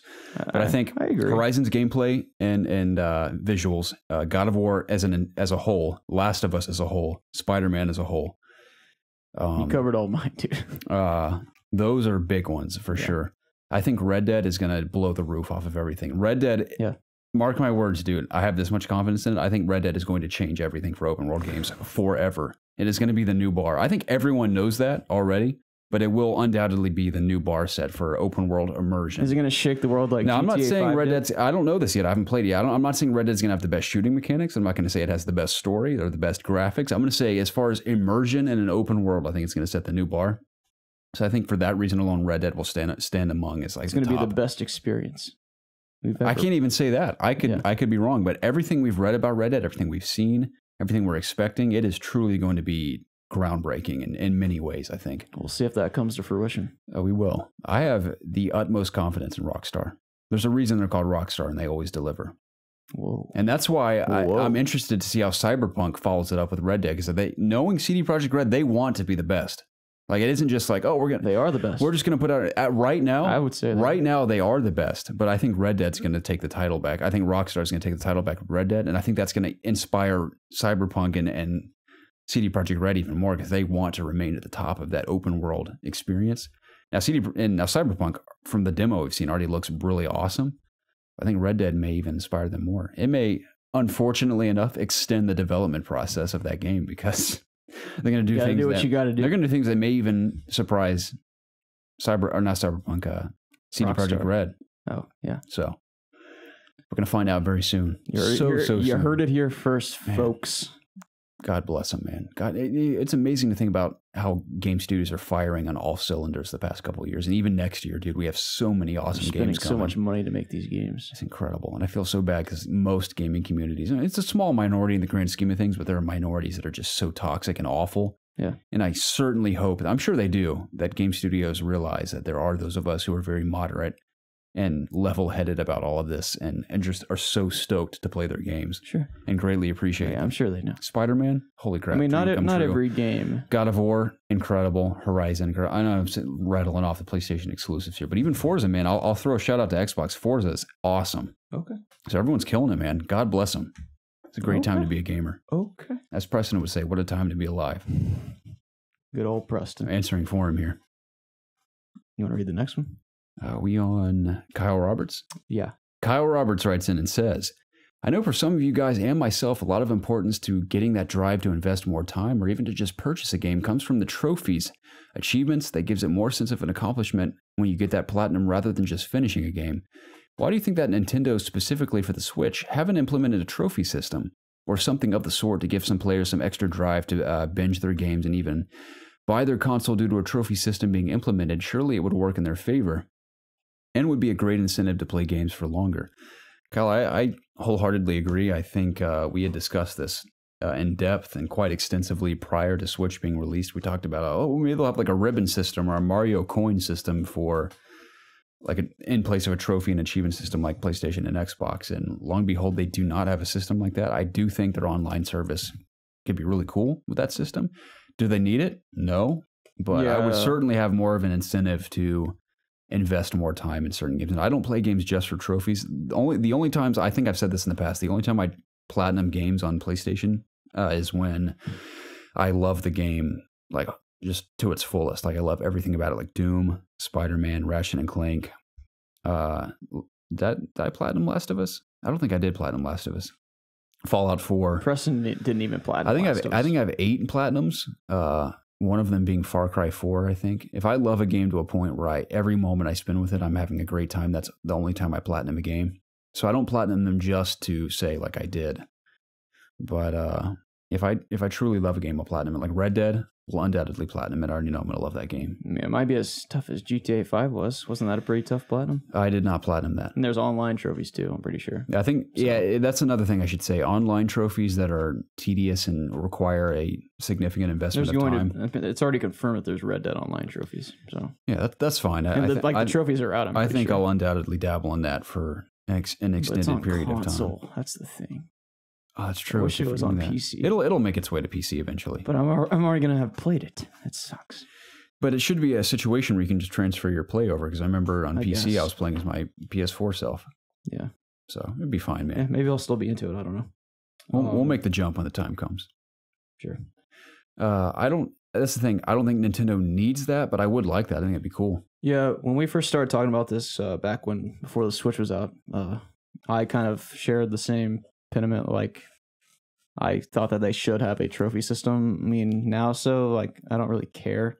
And I don't think they do either. I don't think that's why people play their games, for achievements. They kind of just play them because it's Nintendo. They make some of the funnest games around. They make the best party games around for the most part. I'm sure most people would say. Nintendo they do their own thing. Obviously, they do a lot of questionable things in our eyes. I don't really think this is something that's going to be coming anytime soon, if ever. So, at least not in the form that we know it on Xbox and PlayStation. It might be. I know there's something in the future. Did an online service just launch? Yeah, it launched a couple weeks ago. Okay, yeah, I have not obviously paid for that yet. Paying for it. I don't really. For Smash Bros, I will. I'll pay for at least a month for Smash Bros. I thought about picking it up for the NES NES games that came out, but I'll get around to it later. I think it's a fine deal. I mean, I'm not opposed to playing it or paying for it. I just rarely these days play my Switch consistently. I kind of want to play them on the old NES controller, but I don't want to buy one. All their freaking add-ons are so expensive. It pisses me off. They are pretty expensive. Yeah, it's an investment. So dumb. And you have to have the online subscription to buy the NES controllers, the Joy-Con versions. So dumb. Yeah. Well, that's life, Jacob. That's the life of a Nintendo fan there. The bug was just on my leg and I killed him. Oh, great. I'm glad he's dead. Sorry, bug. You were very annoying. Want to read the next one? It's very catered to you. Let me find where we are. It's Ren. Ren, favorite workout routine? I mean, you're all about your arms and chest. That's your favorite, right? My favorite would probably be arms, because I do like working arms out. Dude, your arms are incredible. They're okay. I mean, you gotta quit saying it's okay, dude. They are just far more. I know what great physically looks like. Beautiful than most men. Sure. I'd say the vast majority. Most people don't. The average man, you are sculpted significantly better than the average man. Well, thank you. I mean, look at the contrast between you and I. That's why I think we work well on camera together, because I am a twig and you are a beefy slice of just delicious human being. You said it, not me. But thank you. Everyone knows it too, Jacob. Well, what I lack in beauty, you make up for. And what? And beauty. And beauty. You're a good-looking guy. Dude, that whiskey's hitting me kind of hard, man. I'm glad you think so, Jacob. Favorite workout routine? I mean, I don't want to like go into like a whole workout. I mean, I'll say what I like to work out most. Arms, because it's the least amount of effort. Yeah. I mean, like a typical arm day for me, I guess I'll go into it a little bit. Lately do you know what a superset is, Garrett? Nope. So a superset is doing one exercise and then immediately stopping that exercise and doing another one right after without any break. So lately what I've been doing, every Friday, which is the day this is going live. So if you're listening to this on the day it goes live, I will be working arms this day. So congratulations, I'm talking about it.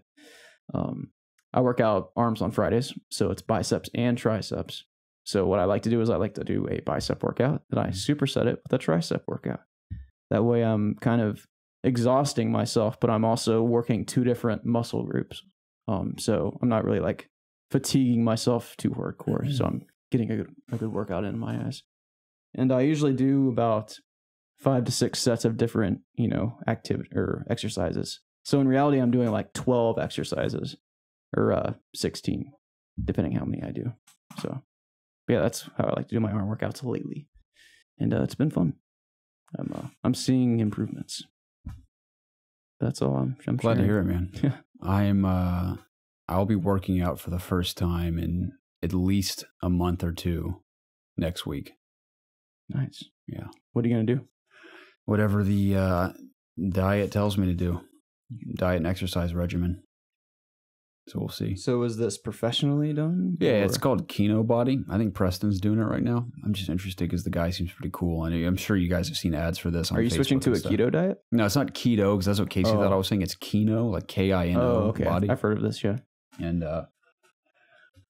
say what you will about the guy's ads. It can be kind of funny, but I'm going to try it for fun. Okay.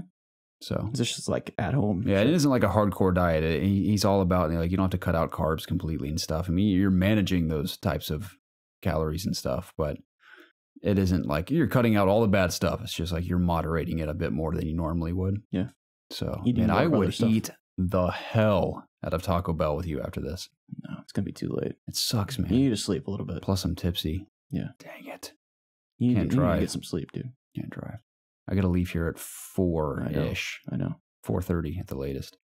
Kill me. Just take my life, Jacob. No. This is your fault. I know. I mean, we had no choice, man. We had to make this happen. We committed to it. I mean, we could shoot the podcast on Sunday. You said you're not available. I might be. Dude, if you are for just an hour and a half. It depends if I'm going on my date Saturday or Sunday. Oh, gosh, dude. Well, even if we did, because I'll be home at 2 p.m. Is Preston available I'll be home at 2:30 p.m. on Sunday. Will Preston be available? No, he goes out of town that day. I'll be getting in that day. We better do it tonight, dude. Oh, gosh, dude. That's why we need to wrap this up. You need to tell your gal, like, look, Saturday it's happening. Listen, I already made a reservation. Did you on Sunday? On Saturday and Sunday, so I have to cancel one. Oh, gosh. Well, it's good for you trying both just in case. Yeah. I'm so happy for you, Jake. I'm glad to hear that. The next one comes from Ren again. It's Ren because we're skipping over that other one that we've read before. Ren says, how do you guys personally deal with stress? This is a good question. You go first. Usually whenever I have a lot of shit on my plate, I like to sit down and just kind of plan out what I need to do. Like, usually it depends on what needs to get done first, obviously, like most people would do. But other times it's more so like, what would make me less stressed? Like right now, like what can I do right now to kind of chip away at something or to, knock it off my plate to have better time, doing my other shit. But like, for example, I used to have to write a lot of essays in college for whatever reason for classes I took. Instead of like sitting down like 1 or 2 days before that was due, like a lot of people fucking do, by procrastinating, I would do it like 2 weeks beforehand, but I would do like what I like to do. A few sentences. No, I would do a page a day. That's not bad. Just a page a day. Mm-hmm. Like I would have like clean, concise thoughts, and I would always like read what I typed previously. Yeah, and then kind of remember what inspires you to write a bit more. Yeah, and then I would, chain it together and make it make sense. And after I started doing that, I made better grades in my papers. Yeah, if you have the self-discipline to do that, I feel like it would pay off. Yeah, and then I was never like like every day it kind of sucked that I had to do like more work on the paper, but I was never doing it for like more than an hour. And you know, I just kind of slowly chipped away. Like one time I had to write like a 20-page paper. You know, it sucked ass. I hated it. Mm-hmm. But 20 pages. That is it was ridiculous, dude. Yeah, it sucked. But you know, I just gave myself like 3 weeks beforehand. I just did. You should have just gone the like, Wikipedia route like we do with Deca Club and just copy and paste the entire Wikipedia article. If I did that. This is like a rhetoric class too, so it sucked. I hate rhetoric. Mm-hmm. It's not that bad actually. Like it's kind of interesting, but I would never want to do it as a career. Mm-hmm. But I don't remember what my paper was on. Rhetoric anyway. I don't know, dude. Define rhetoric for me. I don't remember. Alcohol's hit me hard. I don't remember, dude. My face feels heavy. Put me heavy. on the spot like that. But yeah, you got to discipline yourself. That's the main thing for me, honestly. You know, like obviously motivating yourself to do something like by rewarding yourself afterwards. Like for example, going to Taco Bell afterwards. Like don't have Taco Bell until you finish that paper. You don't want T-Bell after this, man? No, I'm not going to Taco Bell. Gosh, I already ate tonight, man. I have not. Go downstairs. Rhetoric, the art of effective or persuasive speeching. Why are you looking this up? Speaking or writing, especially the use of figures of speech and other compositional techniques. I guess if you're a skilled persuasive speaker, you could have a career in some sort of rhetoric. Yeah. Okay. I mean, rhetoric is just speaking. Persuasive speech or writing. Yeah. Are you persuasive in your speech and writing? Persuade me right now to not go to Taco Bell. It's bad for you. It's going to kill you someday. They don't even use real meat.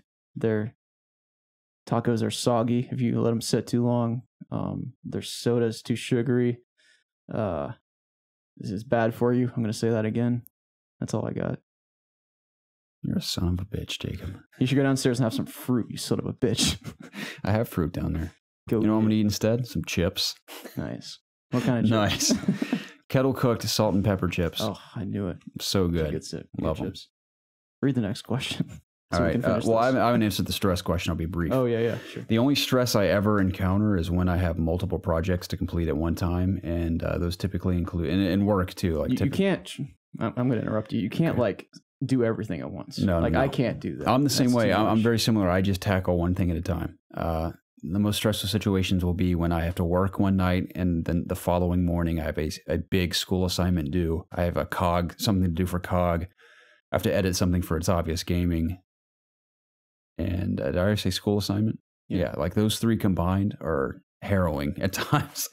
And it occurs quite frequently. That's the only time I get moderately stressed. I'm thankful that I don't typically get stressed. I think I'm just used to having a lot on my plate at one time. And I'm not saying all stress spawns from having a lot of your plate at one time, but for me personally, the only stress I've ever truly experienced has been because of those reasons, that having multiple projects that conflict and kind of combat one another and having to choose what I'm going to do first and get them done in time. If you're having that all the time, it might not be healthy. No. I'm leading a very, very physically unhealthy lifestyle at the moment. I'm aware of that. That's why I've made an effort. I promised myself when I return from Vegas this weekend, I'm going to start that diet. That's a start to living a bit of a healthier life. All the more reason to party this weekend. But here's a good time. Yeah. Come back and start over. Yeah. Here's the silver lining to all of that is that everything I'm doing is all working in unison towards a singular goal. So it's not in vain. None of it's in vain. It's just grueling. And I think it's worth the sacrifice of my health temporarily. Now, I may shave off close to a decade of my life because of that, but in the grand scheme of things, what the hell? Okay. You got to do what you got to do, right? Yeah, so whatever, man. But yeah, I'm forever tired. Until I finish college, I will feel exhausted. I wonder how much different you'd be if you were just rested. I wonder that from time to time, if I'd be more intelligent and that's the thing. I don't struggle terribly. Yeah. But I'm not saying you're. I probably would be a. That's what if there being. I'd probably be a slightly better human being if I got more sleep. What if you were more? The last night lively? I got more than. I think the most I sleep a night is 5 hours if I'm lucky. That's crazy. At the least, I'm not even exaggerating, dude. Like an hour. Oh my god. And that's like 3 times a week. It's effed up, man. It's very bad. Anyways, what are we on? We did stress. So Bear Commando, I'll read this one. We're getting toward the end here. Bear Commando writes in and says, "What's your favorite Elder Scrolls game, and what do you guys hope to see from the new one? New rumored to be called Redfall from a recent trademark application.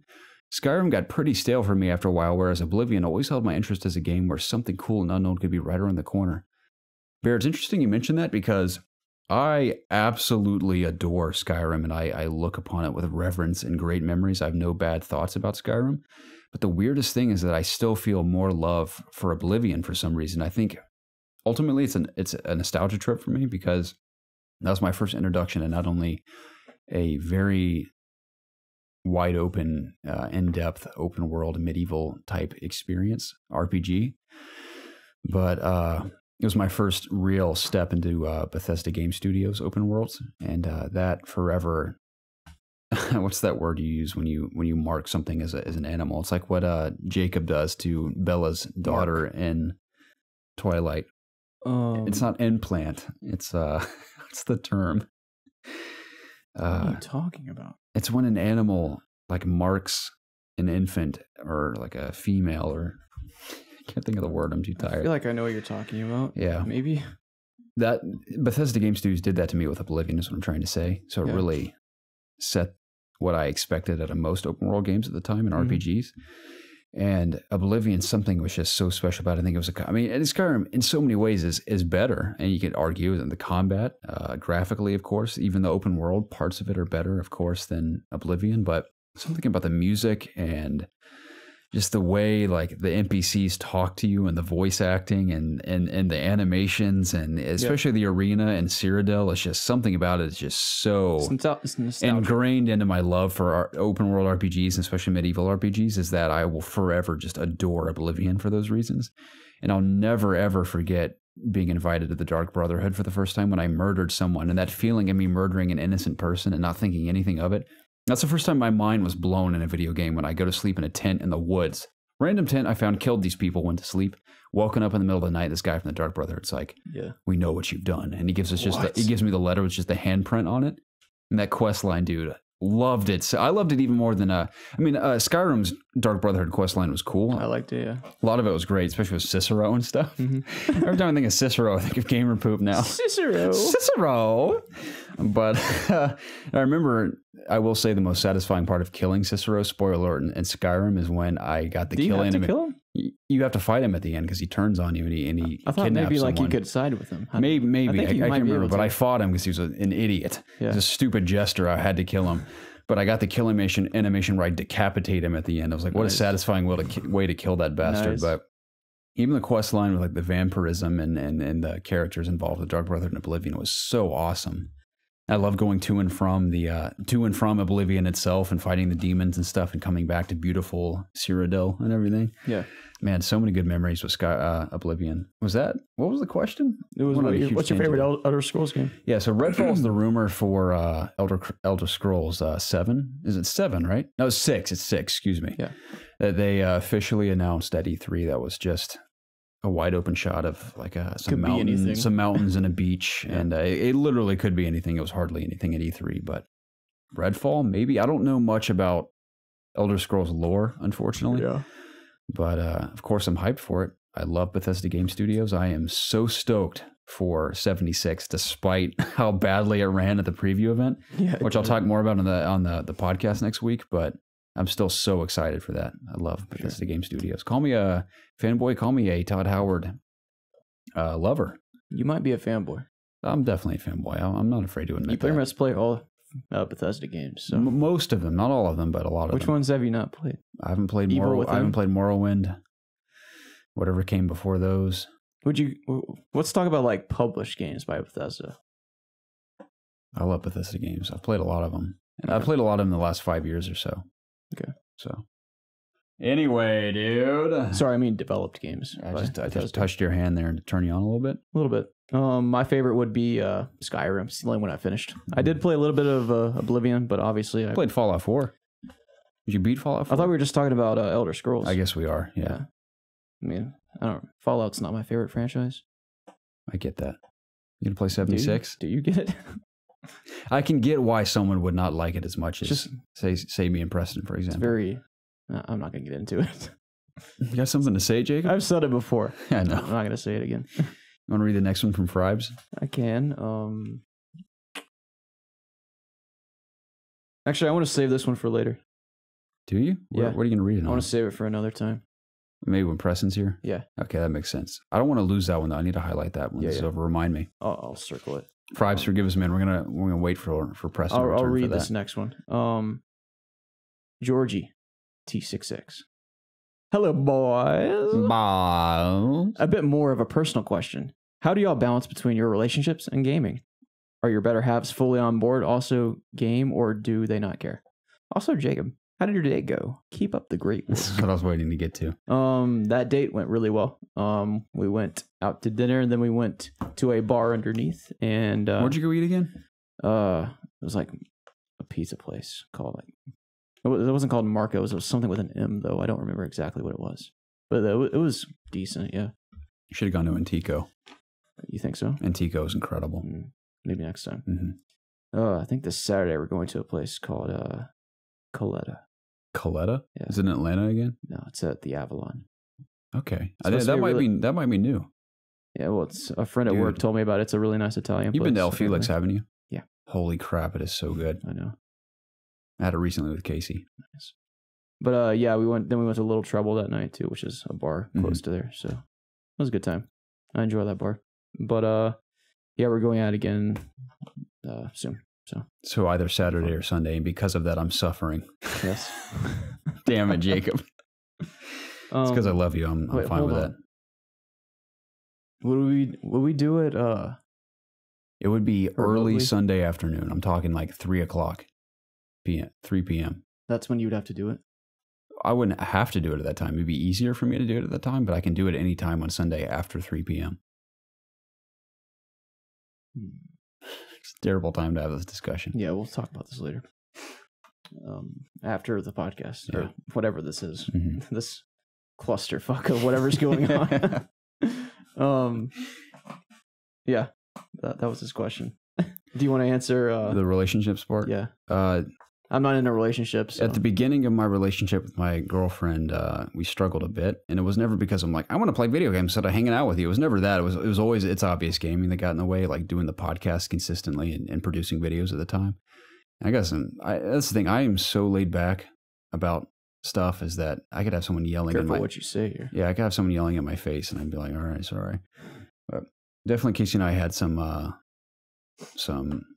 tussles regarding the It's Obvious schedule in the beginning as far as being consistent. Well, I'm more important than she is. Yeah, totally. And I totally understood why Casey was upset in the beginning of our relationship. She eventually came around and understood what we were trying to do with as far as consistently maintaining a strong community and our passion for it in particular. I know it's especially at the time we had like 500 subscribers, if that. And we were doing like dinky little Let's Plays and stuff. And I can see why someone in a relationship would be like, you're a total loser for doing this instead of spending time with me. But she eventually came around to it and accepted it. And I think she gets it more now that she has personal projects of her own that I never complain about her doing either.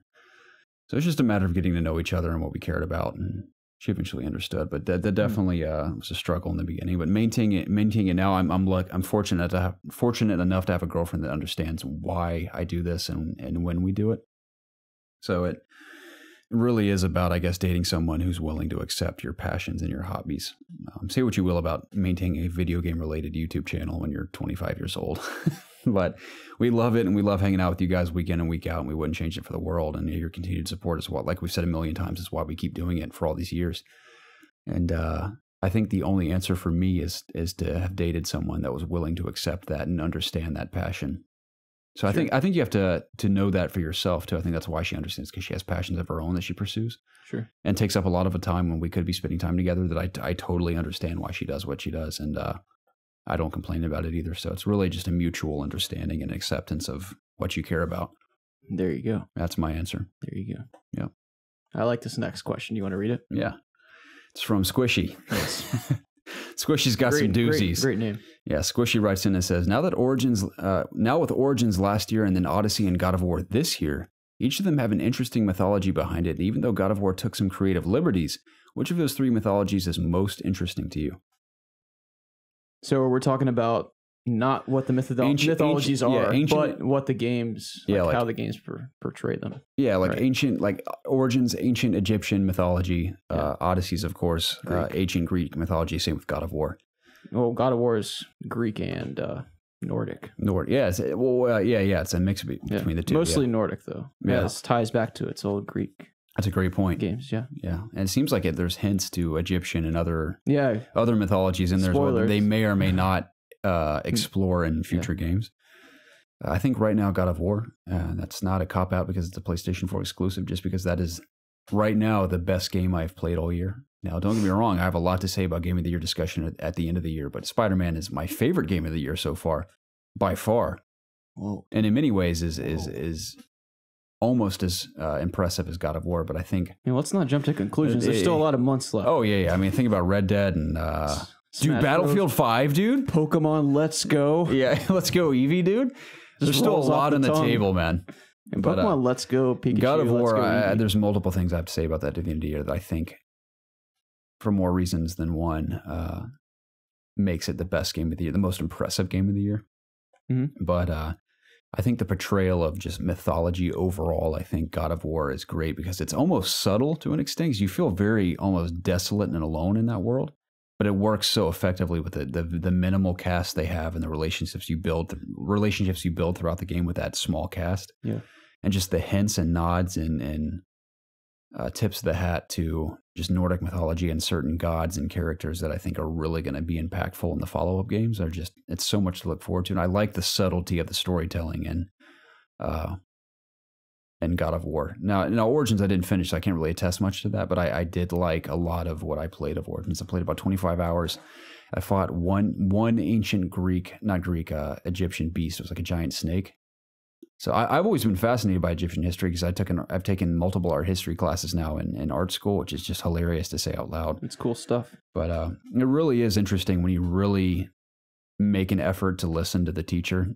It can be interesting. I took one too. I thought it was interesting. And I enjoyed ancient Egyptian history the most. I think it's just fascinating. Of course, a lot of that spawned from the Mummy movies when I was a kid with Brendan Fraser. Yeah. But that's what spawned my interest in Egyptian history. And then, of course, following that up with art history and talking about Egypt. So yeah, dude, pyramids are crazy, man. It's amazing. And not even just that, just the architecture alone. And how did they do that? It's amazing. It truly is amazing. Aliens, dude. It was predators. Remember the predators came and then the aliens invaded the predators and they fought. Are we living in a simulation? I don't know, Garrett. That's been the $1 million question ever since The Matrix came out. Yeah, dude. Could be possible. You never know these days. I haven't played either of these Assassin's Creed, so it's kind of hard for me to judge the games based on their mythology. Shout out to Odyssey real quick. I love that game. I just haven't been able to play it in over a week because of work and school. I won't get to play it all weekend either. Sorry. And by the time I get back, I won't be able to play it either till December probably.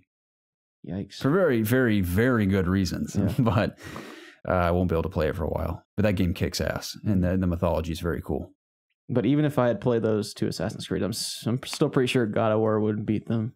I just have a hunch. But I want to throw like a twist on this question, like just my overall interest in these, like just Greek, Nordic, and Egyptian. Like, how would I rank them in terms of my interest? I always thought Greek gods and that are cool than Nordic. So cool, yeah. Yeah, Greek mythology is so cool. I like it. They have some of the coolest gods. Definitely. Nordic is. Like, as I've learned more about Nordic, it's kind of crap up through like whatever, like through Marvel movies, through my art history class. Yeah. Through God of War especially is definitely God of War. Has definitely garnered a greater interest in Nordic mythology than I had before. Mm-hmm. So, and I'm a big fan of Thor too. Like not just in Marvel movies, but just like what he's known as a god. I think Thor's cool. The god of thunder. That's so cool. Like the Kiss song. Yeah. And Egyptian's last. I've never been too into Egyptian in terms of anything, but I think they're all interesting in their own rights, and they're cool. I agree. That's how I rank them. Nice, Squishy. Thank you for your question. We're on to the grand finale with Handsome Jack. Yeah. Now I haven't read this all the way through, but Carlos said, or someone said on Discord, this is going to be a good one. So I trust that it will be a good one. We'll find out. Handsome Jack writes in and says, "This is the finale, right?" This is the finale. Okay. Of episode 7 of Ask IOG. Are we on 8 or 7? This is 7. Okay. I checked. Okay. If I'm wrong, F me. All right, peasants, the king is back. After months of skulking in the streams, making fun of Jacob being shit at video games, drooling over Garrett's masculine prowess, and wondering when the fuck Preston is going to show up on stream. Might never happen. I'm keeping my fingers crossed. I've decided to ask a question. Now, this question, by its very definition, one that will deviate from possibly 99% of the questions asked here. I'm kind of getting nervous here, Jacob, because it's not about video games, but rather the podcast itself. What is, by memory, the three of you's favorite podcast episode you've recorded? The criteria for this episode is something that you remember sticking out about any of the episodes, be it an interesting topic, good games you've talked about on that particular episode, any wacky community questions you had to answer, and you get the idea. I'm asking this because I was at a meeting today where I looked back on my up-to-date work life and reminiscing on my career. I thought I should ask you fellas the same. Also, I just really want some funny episodes to listen to, particularly ones where the three of you are present. Have a good one. Handsome Jack, that's an excellent question. Unfortunately, the three of us aren't together. Yeah, I hope you have some answers because I only have one in mind at the moment. Would you like to go? No, you go first. You seem like you have some answers there. I mean, kind of. Some of the favorite things that we've done that I really like our movie discussions. When we go see movies, then we come back right after and we do a discussion about them. I kind of wish we had more time to do those, but we don't always. Like, we rarely get to even spend time together outside of doing this, let alone, go seeing a movie and putting aside like an hour or two to talk about it. And something I wish we could do more. We try to do it for all the really big movies that we're interested in. Like, maybe we do one for Fantastic Beasts. I don't know, but please, that's gonna be good. I've got a hunch, dude. If you want to review that, Jacob, I'll review it with you. You don't seem into it, so we're not gonna. No, I'm gonna go see it with you. I will see it with you if you tell me before you go see it. Oh, let's go see it. Where are you gonna take your new girlfriend to see it? She's not my girlfriend. Is she gonna be your girlfriend? I don't know. How do you feel about it? Do you think she could be your girlfriend? Who knows? Let's say she was totally into the idea. Would you date her as your girlfriend? Maybe. Well, I'll see if I have time in my schedule. Okay. Do you need a friend to approve this girlfriend for you? Right now? Yeah. No. I may not be the best judge. Not right now. Looks like Ursula. My kind of lady. There's a NPC in WoW actually that kind of plays the role of Ursula. Really? And she looks just like her. Fun fact. She's a whole lot of woman. You should play WoW, by the way, dude. It's a great game. Yeah. Yeah, I love doing our movie stuff. We don't get to do it very often. I really enjoyed the Harry Potter discussion we had recently. Yeah, it's doing pretty well footage on YouTube too. Yeah, it is. Mm-hmm. So, I loved that, dude. We really did pour our hearts into that video, man. Mm-hmm.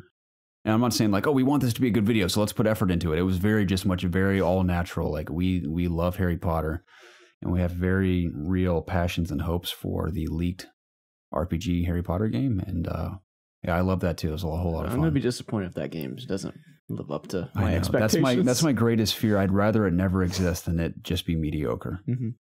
It makes me sick to my stomach, if I'm being honest, dude. I'm so nervous about it. Yeah, I think it'll be okay. Let's not talk about it. Let's wait for more information. It's too much stress. So you weren't here for these, but I really enjoy watching E3. Yeah, all the conferences. And isn't that so sad? Yeah, it sucks that you're not able to do that with us. It is very sad. Me and Preston, the last couple of years, we've been talking right after the last 2 streams. years, I haven't been here with you guys. Yeah, thanks a lot, man. Man, that is hard. Why don't you go away again next year? It's such a double-edged sword because I kid you not, every time I'm at E3, I'm constantly thinking about being with you guys. Yeah. Because my greatest memories of E3 have always been when either it's me and Preston or the three of us together, where we order or we go to Taco Bell in between the morning. And it's changed a lot now. Yeah, it wouldn't work anymore. Where the conferences are broken out into like all these multiple days. But back in the day when they're all in one day for the most part, like Sunday night and Monday, where we'd go to Taco Bell in between like the Microsoft and Ubisoft press conferences, and then we'd watch those. And then by the time Sony rolled around, we'd order pizza. Such a bad and just do all those videos and just eat all that crap all day. We ate so much shit. I mean, Preston and I did that for years. We did that together. Yeah, I joined in later. And I mean, I'll never trade the memories and experiences I've gained through COG Connected going to E3 the past 2 years, and I will undoubtedly be going for the foreseeable future to E3. But it really, I mean, it's totally surreal to be there too. I mean, I'm so thankful I have that opportunity. And like I say, it's heartbreaking not to be here with you guys, but at the same time, I'm so thankful to be there. Dude, so, if you ever go... It's very bittersweet. It's very bittersweet. Do they ever send someone to BlizzCon? Yeah, they do. Yeah, they do. Dude, I would be They send someone to Tokyo Game Show, New York Comic Con, BlizzCon. Yeah, they have a specific guy they send to BlizzCon. Dude, if you went to BlizzCon, I would be so That takes place typically in Los Angeles, right? Anaheim. Okay, yeah, they have a guy that works for COG who lives in Los Angeles who does it for him. I want to go to BlizzCon so bad. I can't get a ticket, dude. They're so hard to get. I'd like to go to Comic-Con one year. I think it'd be pretty cool. It'd be different. And it's really expensive to get a BlizzCon. Like the hotels are so expensive. I bet. The tickets are expensive on top of that. It's crowded. It's ridiculous. But I love Blizzard so much. Like I would marry Blizzard if I could. Oh yeah. I'd give my soul to them. Probably give my soul to Hunt Showdown. I pretty much already have. Let's be honest. Yeah. Spent quite a fair amount of money on those games. Overwatch loot boxes. Yeah. Spent so much money on my WoW subscription. The list goes. They own you. Basically, man. I've given them too much money. I'm part of the problem. That's why they have so much Has money. it been worth it? Yeah. All right. Every penny. That's fine with me. I mean, just overall, I could keep going on, but I kind of want to hear yours. But okay. Just anything that. Typically, anytime I play a game, I like sharing my thoughts on it at the end of the day. So, like back when we played The Witcher, it was always fun talking about our different stories because we went to do different things at different times in the game. Like we were all playing at our different speeds and also tackling we'd be going in different directions, visiting different NPCs, doing different quests. It was always fun to gather and talk about like what we had done and what we were doing at the time. And, it's just always fun to come together and just talk about how we're enjoying a game and see how we kind of differentiate, amongst each other in terms of what we're enjoying, what we're not enjoying. Sometimes we do have the same opinions, but I think more so why we're best friends. More so lately, it's we differentiate in some ways. So I enjoy it anytime we get to talk about big games in general. We need something we truly disagree on. I mean. Yeah, I think you and Preston are very similar. Very, very similar. Your likes. Yeah. Me, maybe not so much. You're a little different. Yeah. I spend more time playing multiplayer games than you guys do, I think. I do play a lot of multiplayer games. Do you?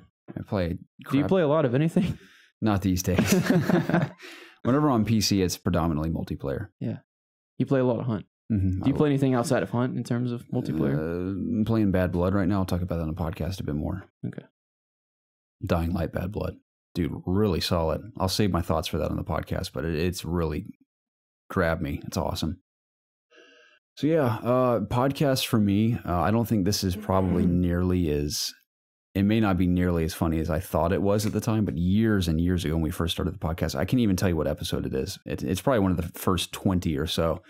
There's an episode title. I've pitched this 100 times, but it's called our biggest rage moments in gaming, our craziest rage moments in gaming. I forgot about that one. And we go all in on telling our most embarrassing, ridiculous rage stories. And I have some seriously, I'm talking like blackmail-worthy rage stories. Yeah, everyone go back to our first uploads and look for that. What do you think it was called? In case you don't know, if you're relatively new to the podcast or even this show in particular, we have 40 episodes that are exclusive to our YouTube channel. Because we were idiots when we started the podcast. We're like, let's just do it, dude. Just be YouTube. Yeah, let's just do it on YouTube, dude. We had no knowledge. We didn't do any research. We just turned on some microphones and recorded a podcast.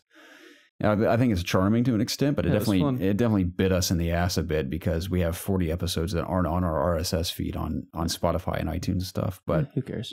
I don't recommend listening to the first 40 episodes anyway. Do it. I don't recommend listening to the first 100 probably. Our first podcast has a lot of views compared to the other ones around it. It does. Yeah. People go back and listen to it. Yeah, but Order 1886, is it good? I want them to have a sequel so we can just call it The Order 1887. Is it good? The Order 1886 2. Is it good? It's just a callback to the original episode. And that'll be the final episode, of course. We'd have to end on that. Yeah, we'd be done. You guys better pray the Order sequel never comes out because that'll probably be the finale of this podcast.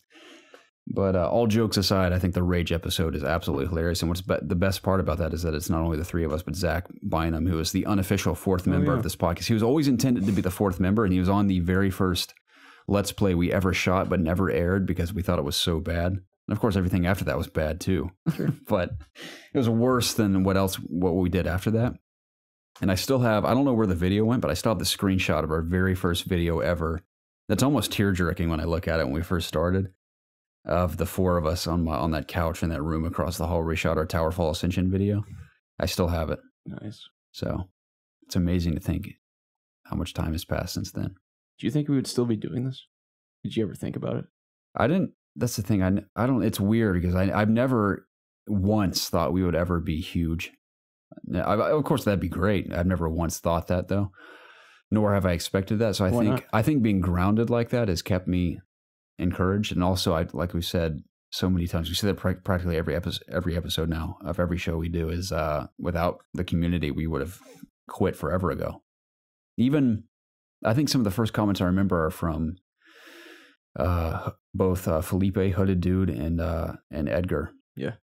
They were two of our very first members. Yeah, two of the very first people who commented on our podcast back in the day. And Heisenberg is married now. Yeah. So is Preston. So is Zach. It's amazing how much life has changed during the time of this podcast. But yeah, without you guys even saying hello, I think one of our first community questions that we acted on was Edgar's. It was about our gaming backlog, and me and Preston recorded in Orlando at the job we were doing. And without you guys doing that, we would have stopped forever ago. It is because of you guys commenting back in the day, even if it's just one comment every few weeks is what kept us afloat. And it's literally because of our community that we're even doing this podcast. And huge shout out to Audio Boom. I highly, highly doubt anyone from Audio Boom listens to this podcast, but if you are, huge shout out to Audio Boom, because without them putting us on Spotify back in the day, we would have not had nearly the size of the community we have now. Because in Spotify, I think we saw a surge of at least several hundred people from Spotify at the time. Now, there are countless gaming podcasts on Spotify now. We've definitely fallen in the ranks. But at the time, we were one of like 3 or 4 gaming podcasts on Spotify that we saw a lot of success from. We found a lot of people from different sources now, though. Yeah, like, for sure. Through YouTube, through even Twitch. I've met a lot of people. So that's the one episode that sticks out to me. I do love the movie stuff too, especially when it's big movies, like a big Marvel movie like Infinity War or Star Wars. Big games too. I loved reviewing Arkham Knight. I think we really put a lot of heart into that. Me and Preston especially, because we were really passionate about that franchise. Really in-depth reviews I've always enjoyed when we have long, like 2-hour discussions about a game. Yeah, Rage episode, it may be totally cringeworthy now, but it's worth giving a shot, I imagine. I wish we had marked the episodes where we tell funny stories, like the snowman story and like the story where I was trapped in the women's restroom with those 2 other guys with the Halloween masks on. Stuff like that. I would recommend those episodes if I can remember the titles and when they were, but they are lost in the ether. They could be any number of episodes. Watch all of our episodes. Yeah. Thanks. What are we on now? 173? I think we're going to 173 I've never known what episode we're on. I've never had to remember. That is fascinating, dude. Holy crap. Think about it. They're all at the very least an hour and a half long. Yeah, how many hours is that? Think about how long our voices have been. We have like an eternal archive of our voices recorded on the internet. I know podcasts have been going way longer than that. Think about Joe Rogan has over thousands of episodes. I think it's like 1,500, somewhere close to that, nearing that point. It's crazy. It's a good thing we enjoy this, because imagine how much time we put into it. We really have, man. Yeah, have you ever stopped to think, like, why are we really doing this? Admit it. Have you ever thought that? Yeah. I've thought that, sure. Too. Everyone does with everything. Like, let's think about it. We're huge. We have millions of subscribers. What's the point? What do you mean? When you really think about it, like, what do we want to accomplish with ItsObviousGaming? Do you want to answer this question right now? We don't have to. I think it's better. I think it's better suited for Fribe's question. Yeah. But every now and then I'm like, what is our ultimate goal here? Do you not know that? I don't think so. We quit. Bye. No. I think it spawns our drive for ItsObviousGaming has always spawned from our passion for, of course, video games, movies, to an extent, pop culture, but me in particular, audio and video production, and spending time with my best friends. I fully admit, I think we're aware of this. Without this podcast, we would not spend a fraction of the amount of time together that we do. Mm-hmm. That's why I'm kind of scared for it to end, because we're so busy that it is the only reason we still get together is to do stuff like this. Now, every now and then, like our old group of friends will get together on rare occasions, but even that's dwindling these days because we're all so busy. Sure. So without the podcast, man, without your guys' support, I don't know what our friendship would be like anymore. Wow, that hurts. I'm not saying I wouldn't talk to you regularly, but finding a reason to get together other than just, getting together for the podcast, which has always been the best reason, I think. Sure. It'd be difficult.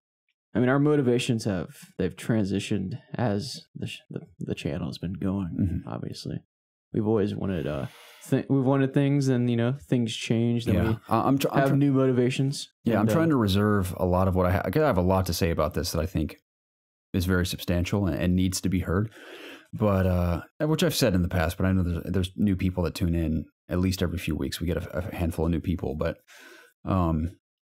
there are so many things we are capable of doing very well. I have the utmost confidence it's doing, whether it be skits or video essays. I know we're capable of doing it. It's just a matter of time, and we can't sit around hoping it's going to take off. Of course, we'll put as much effort into It's Obvious Gaming as we can, but we have to at the same time pursue careers that will eventually, at some point, God willing, feed our families that we have.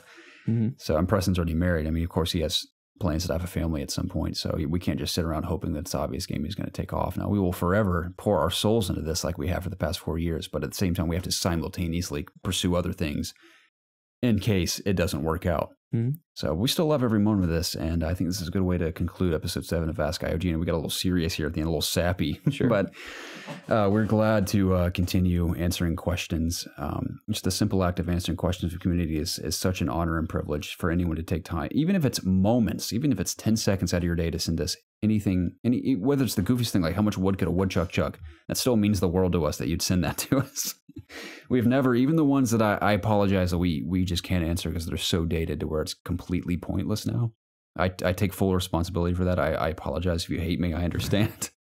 But we will be better about that. And like I said, if this isn't weekly, it will at the very least be bi-weekly going forward. And of course, we will do it as often as we can. Yeah, continue sending us questions. And we still have a gold mine of great questions to answer that are still relevant, which I'm excited about. Our next episode will still be drawing from some of the old ones too. Yeah, but keep sending them in. Yeah, so if you recall sending us a question, you're like, damn it, dude, they waited all this time to do Ask IOG and they didn't answer one of my questions. It's because I'm reserving some. I don't want to blow our load in just one episode. Maybe some are so good that we want to save them. Yeah, we have plenty of content to fuel us for at least the next 2 or 3 episodes, I think.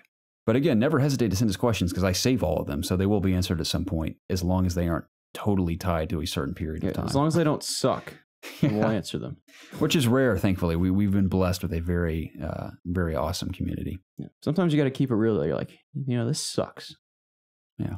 No. I don't think there may have been 1 or 2 times we received one. We're like, we can't really answer that, but that's been very, very few and far between. Yeah. So you're the guy that you butter them up. Like, no, everyone, your questions are all great. I'm like, I'm the guy. No, I got to keep it real. Only some of these are good. No, I'm just kidding. You guys ask great questions. They do, and asking a lot of them. I know a lot of them are old tonight. We got some new ones in here as well that you guys submitted this past week. We nonchalantly announced this would be returning, but I'm glad we finally did it. It is nearly midnight. I have to be at the airport in 6 hours, and we still have to record the It's Obvious podcast. So if you're listening to this Ask IOG episode anytime before Monday the 14th, 15th, I'll tell you what. I'll find a way to make it Sunday. Work on Sunday. We'll do the podcast on Sunday. You sure about that? Yeah. Dude, I want you to get some sleep. That saves my life. I can sacrifice something on Sunday. You're saving my life.